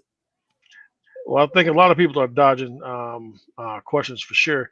The Alumni Association has been battling with that, for some time. What I'm saying is, as far as the mold things, that's something that I haven't heard of as a widespread issue. Now, this young lady saying that it is, and I did talk to a few people on yesterday, and they're saying that when they were in school in the '90s, some of those things would come up, and just because the business that I'm in, I know a lot of people that have mold in their houses, and sometimes they don't even know about it, right? That's why they have mold remediation companies that come out and do certain things. So it's not saying that just because you have mold, it's trash per se. There are certain things that you have to do to make sure, for example, with the AC, to make sure that that's working right. There are some cleaning things that are involved with that, but there are certain people need to be called out for a lot of things. For example, the president, interim president yesterday, he talked about, are there showers available? Okay, so that question wasn't asked the right way, in my opinion, because yeah, there's showers available because the dorm is normal. Well, used to be right next door to where they were practicing on campus. Hmm. Now, if the question, is there showers at the stadium because that's where they practice? I don't know. There may be. I don't know, right? But I do know that I probably would have dug a little deeper in the question because um, right now, if you ask the question, are there showers? Okay, yeah, the football team has access to showers because they may have access in their dorms or in their apartments. So um, I would have dug a little more deeper to just see if they're capping, or not, or just trying to be smart with the way they're answering the question. Okay. Um, Hold on. Go ahead. Go ahead. Okay, sir, I really feel like you're gaslighting the students, like, and you're playing both sides. As students, we don't have any reason to lie about our harsh treatments, and just because you don't see the damage from the outside, which a lot of us were probably fooled by, that doesn't mean that there's disgusting, unsafe biohazards going on inside of the dorms. Like, there are receipts, like I keep saying. Like, I don't think you can show me a dorm that doesn't have issues there.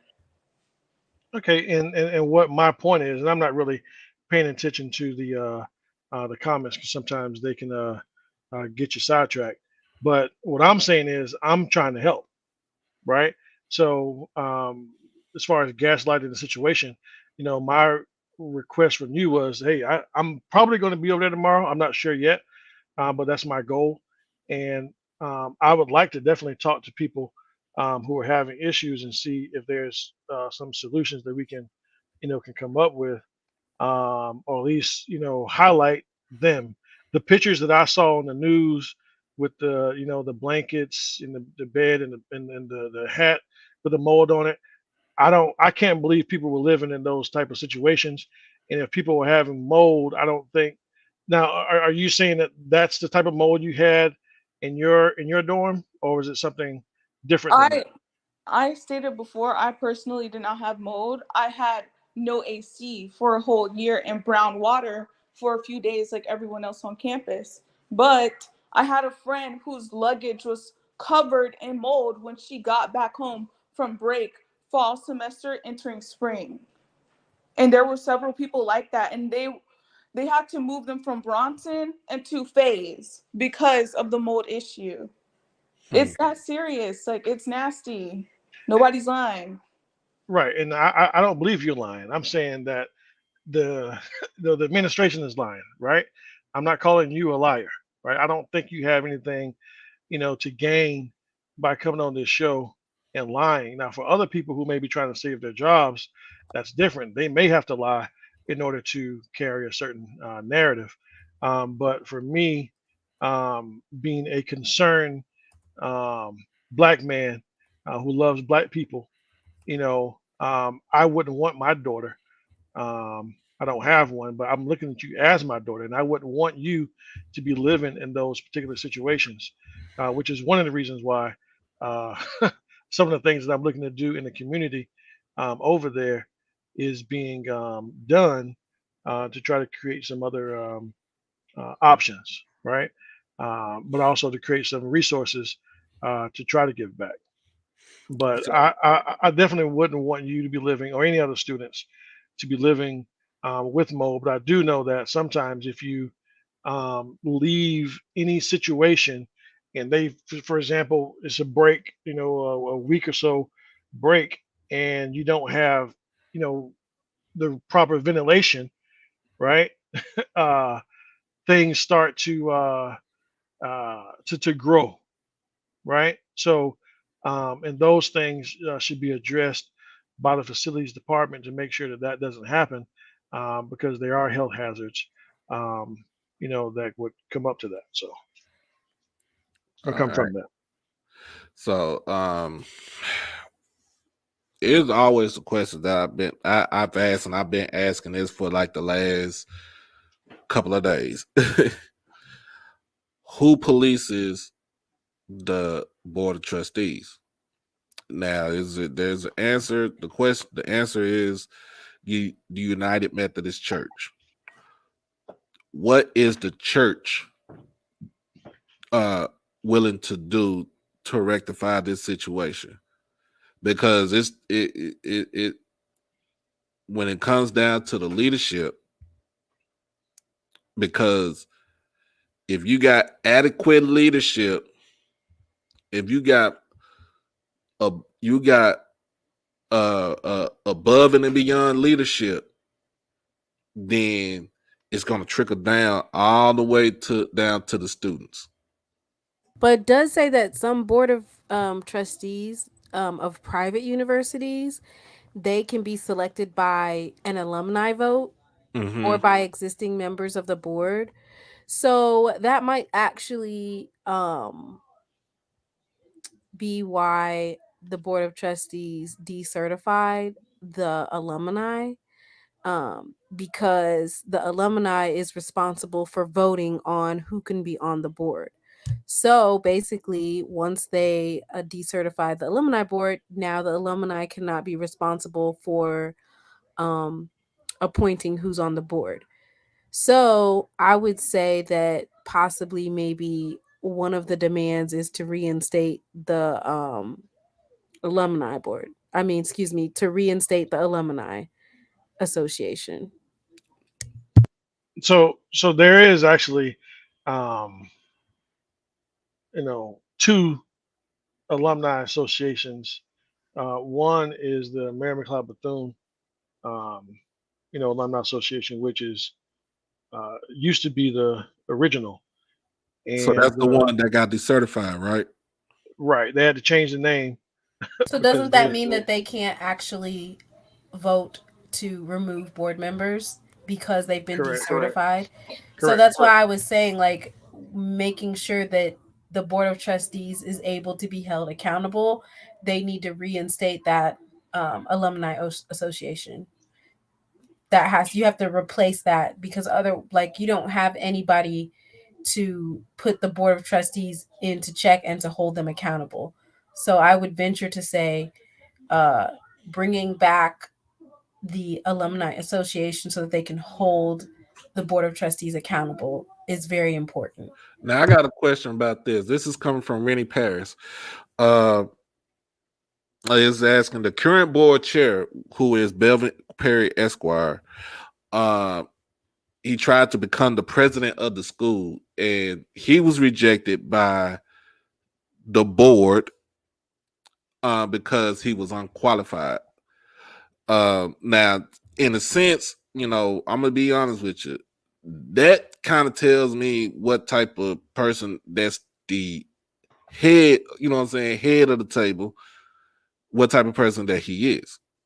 Because to me, I don't know. Look, I don't know how board of trustees go, but if you the chairman of the board, right? All decisions it ends with you. If I'm not mistaken, right? It Well, all ends. technically, the board of trustees are not are not supposed to be dealing with day-to-day operations of the university, right? So the president, intern president, right? That person is supposed to be the leader of the day-to-day operations of the university. Um, so uh, I did hear that in regards to uh, Judge Perry being a wanting to be a candidate, for president, or wanted to be the president. And of course, my understanding is you have to have a PhD, right, in order to um, be a university president. And of course, he doesn't have one, Okay. or the resume to do that. So, but the other things you mentioned about the United Methodist Church, um, I don't know if they're necessarily over, if you will, the board, but they are. You have three, uh, people that are ex officio members of the board, and that's the president, which is, of course, Dr. Drake. And then you have a representative of the United Methodist Church, and then you have a representative from the student government. Those are three ex officio officers, or members, excuse me, Mm-hmm. of the board. And as an FYI, I'm only here as a concerned, uh, you know, brother. I'm not here in any capacity um, at all. I'm just a black man that loves black people, and I'm looking at for solutions, not necessarily to keep pointing out the problem. We know what the problems are. These are problems that are that are affecting our overall community, not just in Daytona, not just at Bethune Cookman, but we all have issues that we need to be able to deal with. So there's a lot of um, ways that we can make this an opportunity to grow, and that's what I'm looking to do, is to find a way to win. I just see the so much, like, after I looked at everything and I see that the alumni association has been trying to fight. It just seems like it's possibly, like, I don't know, some people that's on the board who have other interests. Well, I mean, Like, and then, like, investing into property around Bethune Cookman.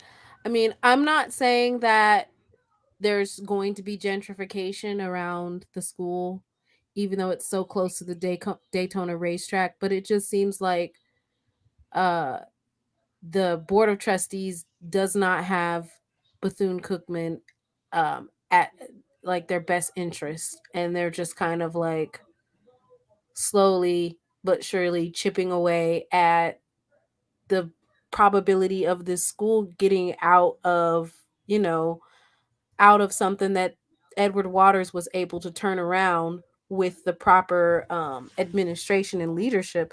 So as I keep digging and digging into why is there so much um like complacency on the part of the administration, which the president position is a revolving door. So if the administration is not able to keep people in a position such as the president, then you have to look at the board of trustees. So what exactly are the board of trustees motives for not rectifying these situations that these students have been complaining about? What is the reasoning for the board of trustees decertifying the alumni who now do not have a ability to have a say in what goes on with the university?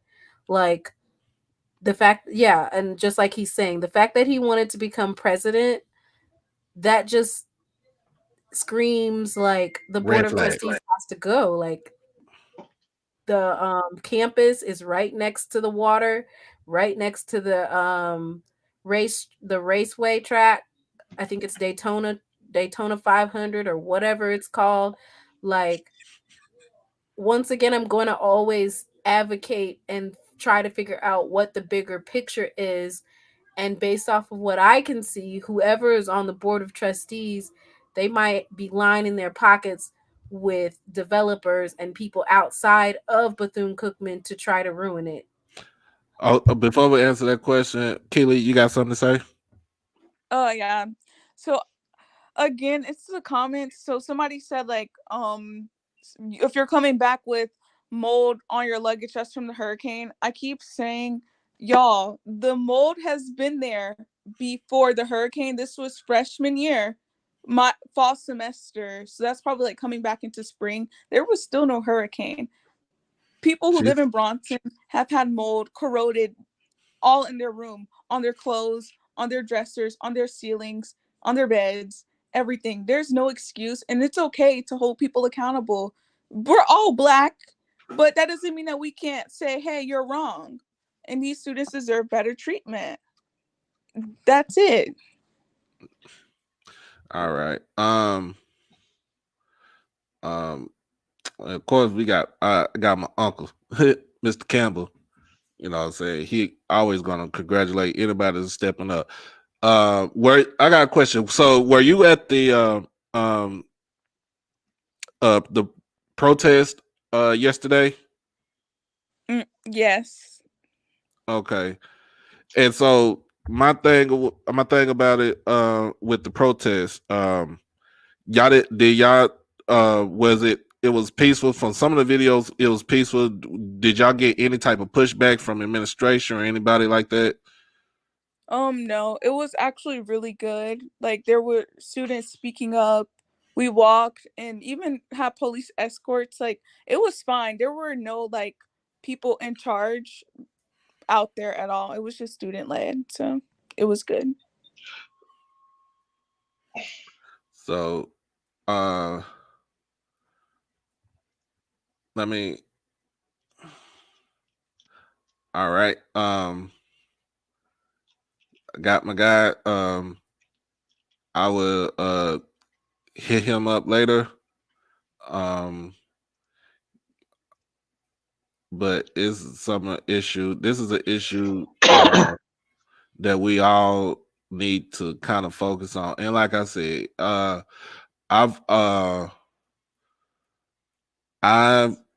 doing a crowd fund, and it's not something real big, but it's something to start up.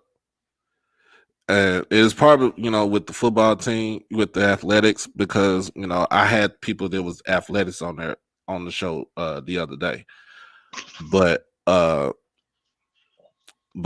because now it's evolved with all students now, then we need to do something for all students, not just for the athletics, but for all students. Because this is disheartening, and I told you, I tell people this.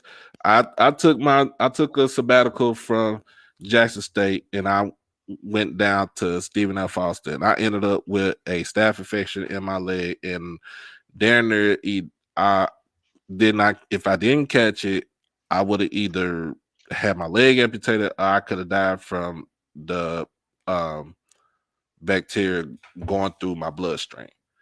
And and the dorms that I stayed in when I was at Stephen F. Foster were pretty much almost the same thing that she's talking about. And nobody, and the funny thing was when I went down there, I sat on Res Life. I was on a housing board at Stephen F. Foster. And I told them, I jumped on them and I told them, like, look, y'all need to do something about these, we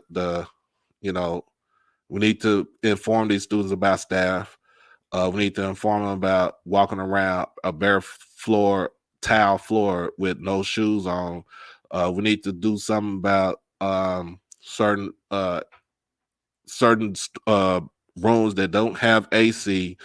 We need to do something about certain floors, bathrooms, community bathrooms, because the one I worked in had community bathrooms where there's mold and there's mildew. Like, you need to get up on that, because if not, do I need to go to said school president? Because I'm not, to me, I ain't with the foolishness. I ain't with the foolishness, y'all. I'm to the point where, like, look, y'all ain't getting y'all stuff done. I go talk to the big boy upstairs.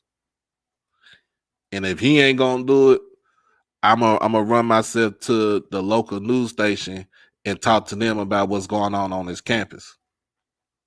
And that's the same thing that these kids did the past couple of days, to go talk to people above the administration, especially the news outlets, to get their facts, to put their narrative out there. And it's not just their narrative, it's what they see. This is coming from their point of view, y'all. This ain't coming from mine. This ain't coming from Timona's. This is coming from their point of view. And if this is what they're experiencing, this is what they're going through every day, then the school, the administration needs to be held accountable for the young men on the football team that had to share molded shoulder pads, not share molded shoulder pads, but to have molded shoulder pads, to share helmets, which is a health issue. Let's not get it twisted. All that right there is a health issue. And then they don't have adequate anything. And Coach Terry Sims knew about it and didn't do too much of anything about it. Somebody needs to be held accountable for. Somebody needs to be held accountable for. Well, we know that the athletic budget was cut back in 21. Which is why they didn't, have a lot of stuff. They took, the budget away, or not took the budget away, but they sliced the budget for the band. That's why they can't really travel as much. So there are definitely some issues that need to be addressed. And I'm about to transition to some other stuff, so I'm gonna have to jump off. But I do want to thank the young lady for her courage to be on here, because it's not easy to talk in front of a whole lot of people, especially that you don't know. And a lot of times the comments will take us off track. But I do know that you're my little sister, right? And if there's anything that I can do to help the situation, I'm here. And I'm in Orlando. I'll be heading over prayerfully tomorrow to Daytona. And there may be some other media attention pretty soon. that hopefully will start to bring some light in regards to this situation, and hopefully we can make Bethune Cookman, um, you know, great again. No Trump intended. All right. Thank you, man. Thank you. So we got a question. Another person on the stream that asked, did y'all have to sign any type of non-disclosure agreement as far as about what's going on campus? No, not that Okay. I never signed nothing. Okay. So man, the thing about this is, and the best thing about this is that it's out there, and that the awareness needs to be spread out there. So if anybody wants to come, everybody wants to cut and share this piece with her pleading about what the conditions that they were in on there, I have no problem with it. I have no issues with it. But for that board of trustees and that president, that I can't get past the fact that during an interview you keep closing your eyes and it's like you're thinking about another lie. Every time you close your eyes, you're thinking about another lie. I can't get with that. I can't get with that too.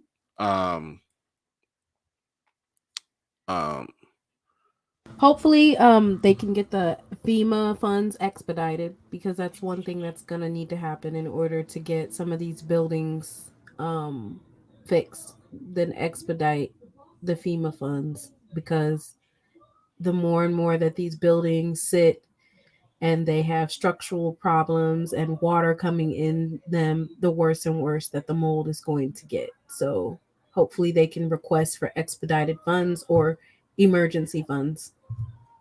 Right. Keely, I thank you for coming on.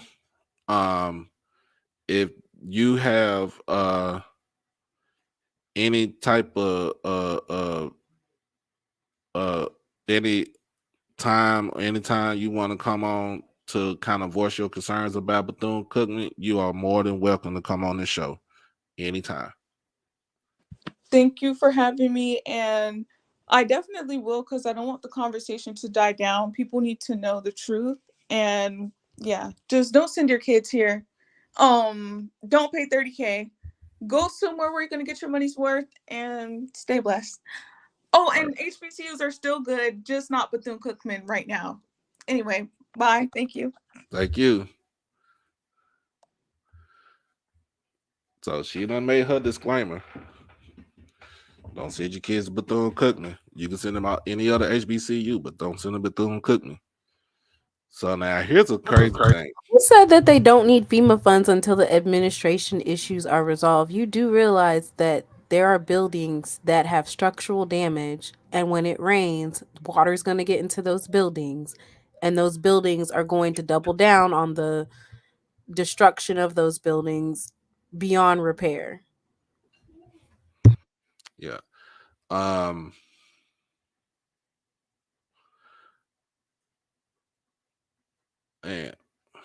our future is bright. They're not dumb. They're not naive. They're not, you know what I'm saying? They are attentive to what's going on. And here's the thing about this too. Is Rusty, how you doing, Rusty? Here's the thing about this too. What happens if no students get to go to are going to Bethune Cookman? What happens to the school if you're, like you said, the attendance, the enrollment keeps dwindling, right? We just went over this the other day too.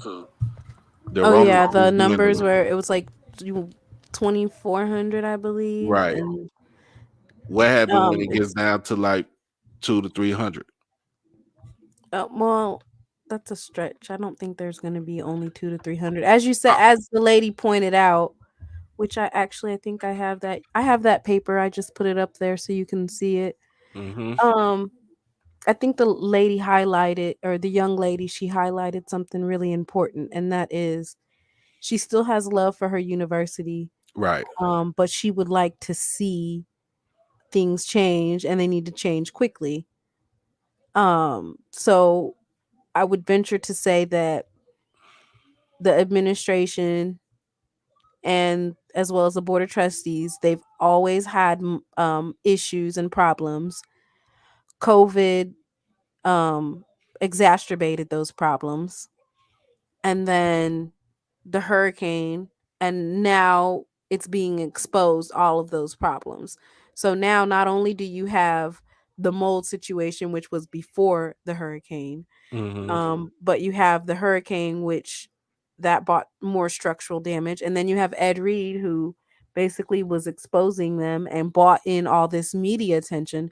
So now problems that were already happening and Is protests that were already being it done taking been place, magnified 1,000? they're magnified and they're able to get some traction because of Ed Reed. So Ed Reed's coaching debacle brought a light to Bethune Cookman, and hopefully the students as well as the alumni will be able to um, capitalize off of this by getting a change. But what I Right. don't want to see here is, because a lot of people are saying it, oh, they need to shut down Bethune. So there's a lot of people that are rooting for Bethune Cookman to just shut down completely or to Yeah. lose federal funding. And I think that is kind of the issue that I'm having right here is you guys want for the whole school to shut down. So basically just disband Bethune Cookman. When I feel like if they get the board of trustees to resign and they get some decent people in there who actually care about Bethune Cookman, Mm-hmm. and the alumni gets a voice once again, I feel like they'll be able to salvage and turn the HBCU around. Yeah. Now that's the main thing. And we've always said Mr. Ford goes back and say all the time, we do not need to have no type of Morris Brown issue about shutting down the school. We don't need to have none of our institutions to shut down. We need to fix the problem. We need to be adamant and fix the problem. You the problem with Bethune Cookman is the leadership. Somebody get Anthony Jones out of here. So I don't have time for it today. uh, I don't have time for it today. um, Thank you, Amber. I believe Dr. Russi believed that better transparency and oversight will occur due to BCU being amplified openly. We can't hear what we won't reveal. BCU and HBCUs will be sustained. I have faith we need all HBCUs, and that is true. That is so true. But like, if we all, like we said, we're gonna get those people that's gonna come in. They're gonna take they're gonna take this issue that's going on with Bethune, and they're gonna take that narrative. They're gonna take one thing that they hear about Bethune, how bad it is, and they're gonna take it and they're gonna run and say, oh yeah, you can go to a PWI. Mostly for athletics. You can go to a PWI. They don't have this problem at PWIs. Well, I hate to say this, um, white man's ice ain't that cold either.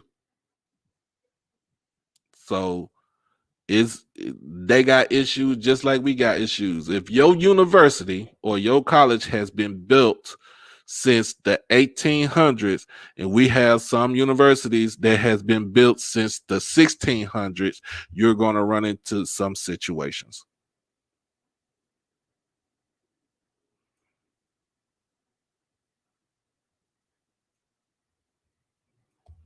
So So that's something that we need to understand when it comes down to it, because these people they're gonna take that whatever they're gonna take what they see on this live right here, this stream, and they're gonna take that one little piece and be like, well, HBCUs ain't nothing. They dirty, they crooked, they this and they that. But I say this, and I'm gonna be real funny with it, but we didn't tell your mama to get with your daddy, and we knew your daddy was crooked in the first place either. But we ain't saying nothing about that. But we all historically black colleges and universities have something. We have a purpose. The purpose was for us to be educated, because we couldn't go to these white universities. We was not accepted into white society. And if that's the case, when I know you was telling me about this, Timona, that the affirmative action case that comes up Yeah, the Supreme Court. with the Supreme Court, and if they, I think it's threefold, because we do see an increase of attacks and generalizations on HBCUs overall. I'm pretty sure there's probably a 400 or 500% increase in the negative narratives that are being highlighted in the media and in social media by various entities, and they're all negative about HBCUs. And when I tried to sit down and figure out why are they painting these narratives, well, there's 107 HBCUs, and they're probably owed close to $800 billion in between all of them. Maybe $1 trillion that's owed because of the state, because of environmental racism, because of systemically approving for certain money to go to certain schools and not giving the same equitable funds to HBCUs. And we all know that the Supreme Court is very conservative right now, and they have to make that final decision on affirmative action, which they've been chipping at it away at it for years and years. So this is the final piece to where they do not include race in admissions. So then you're going to see a reduction in the amount of minorities accepted at PWIs. And with that, you're going to see an increase in the number of students that go to HBCUs. We see in North Carolina A&T had an increase in the amount of students. And because they had over 171 students over on out-of-state enrollment, they were fined $2 million. So it'll be interesting to see how Bethune Cookman handles this, and whether or not the students are successful in ousting the Board of Trustees, because I think that's probably the first order of business, is ousting the Board of Trustees, reinstating the Alumni Association, and then everything else to come with that. Yeah. So the thing about this is we gonna be fine. We're gonna be fine. Bethune is gonna be fine. The Bethune Cookman is gonna be fine. I don't think that's the reason why Mary McLeod Bethune opened up the school next to a landfill for $1.50 and a dream with 5 kids. Five kids and her own son to open up the school.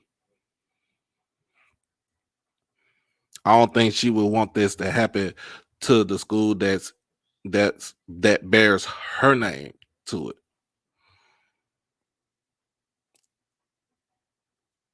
But people, it's an attack on all black people now, especially in the state of Florida, where you got a governor that's trying to wipe away all African American history.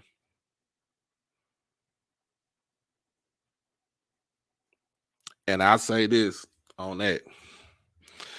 Excuse my language, y'all, but Ron DeSantis can eat a dick. I just had to say it just like that. So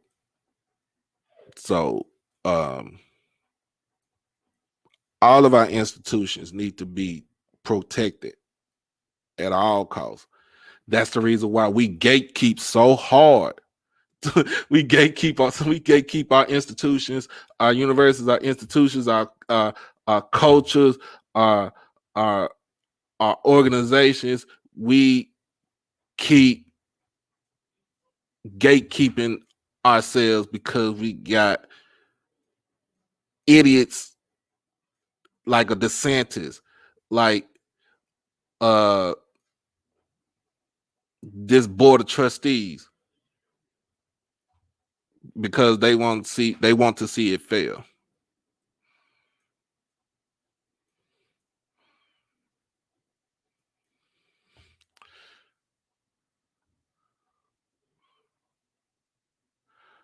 Hey y'all, get that FRF. I do not need him in here either, because he's getting on my nerves.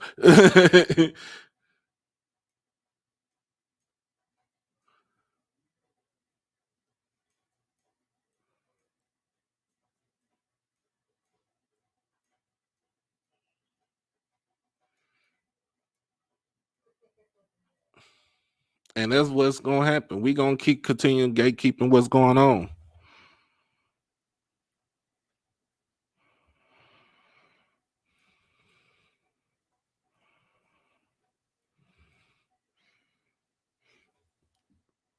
That's what's gonna happen.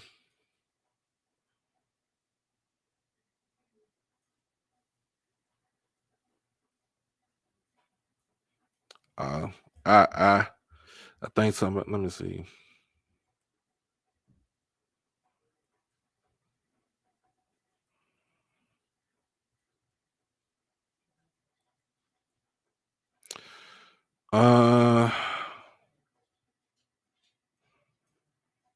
Yeah.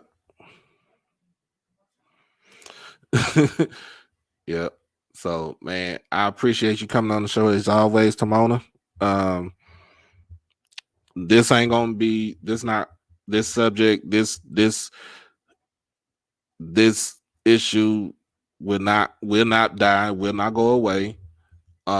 People are going to see this and they're going to do something about it. And It's like I great said, that you continue to have the students advocate being able to speak their piece on your podcast. It's I really will do that. advocating for them. Thank you for having me. You're welcome.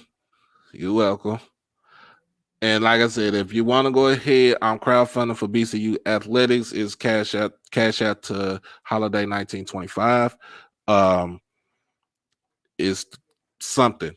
It might not be as big, but it's something. So you give what you can if you want to. If not, I mean, understandably so, charge it to your head and not your heart.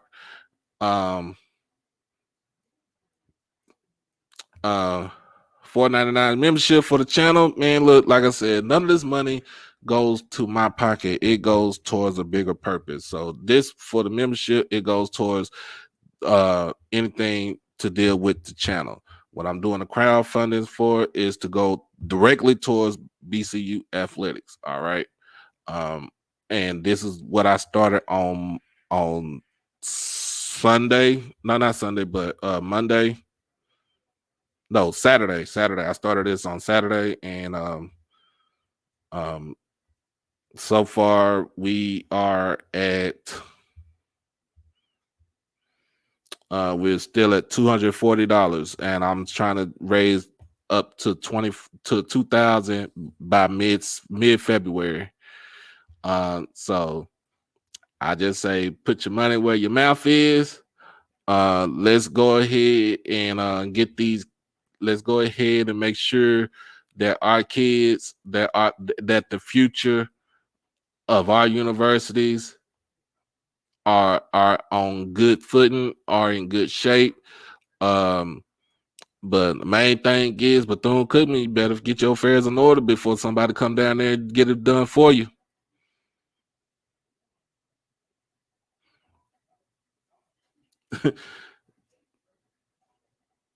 The protest, Jericho, it went good yesterday, and I just had a student on here. She was telling me about her experience as far as what's going on campus, and just watch the replay, and you'll get a whole full gist of what's going on.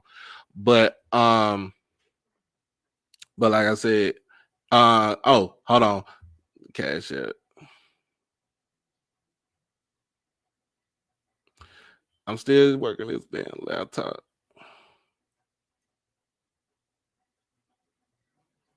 There you go.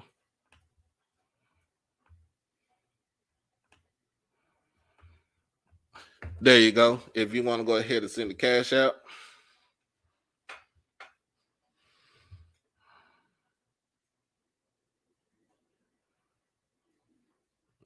All right.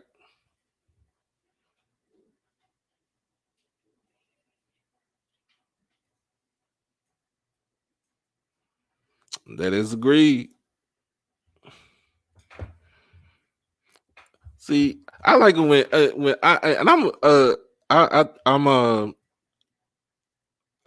follow Alicia Russie on Twitter, and when she comes with some stuff, when she says some stuff, she comes with it, and she comes with the funk, and that's what we need to hear. That's what we need to see. What we need to hear.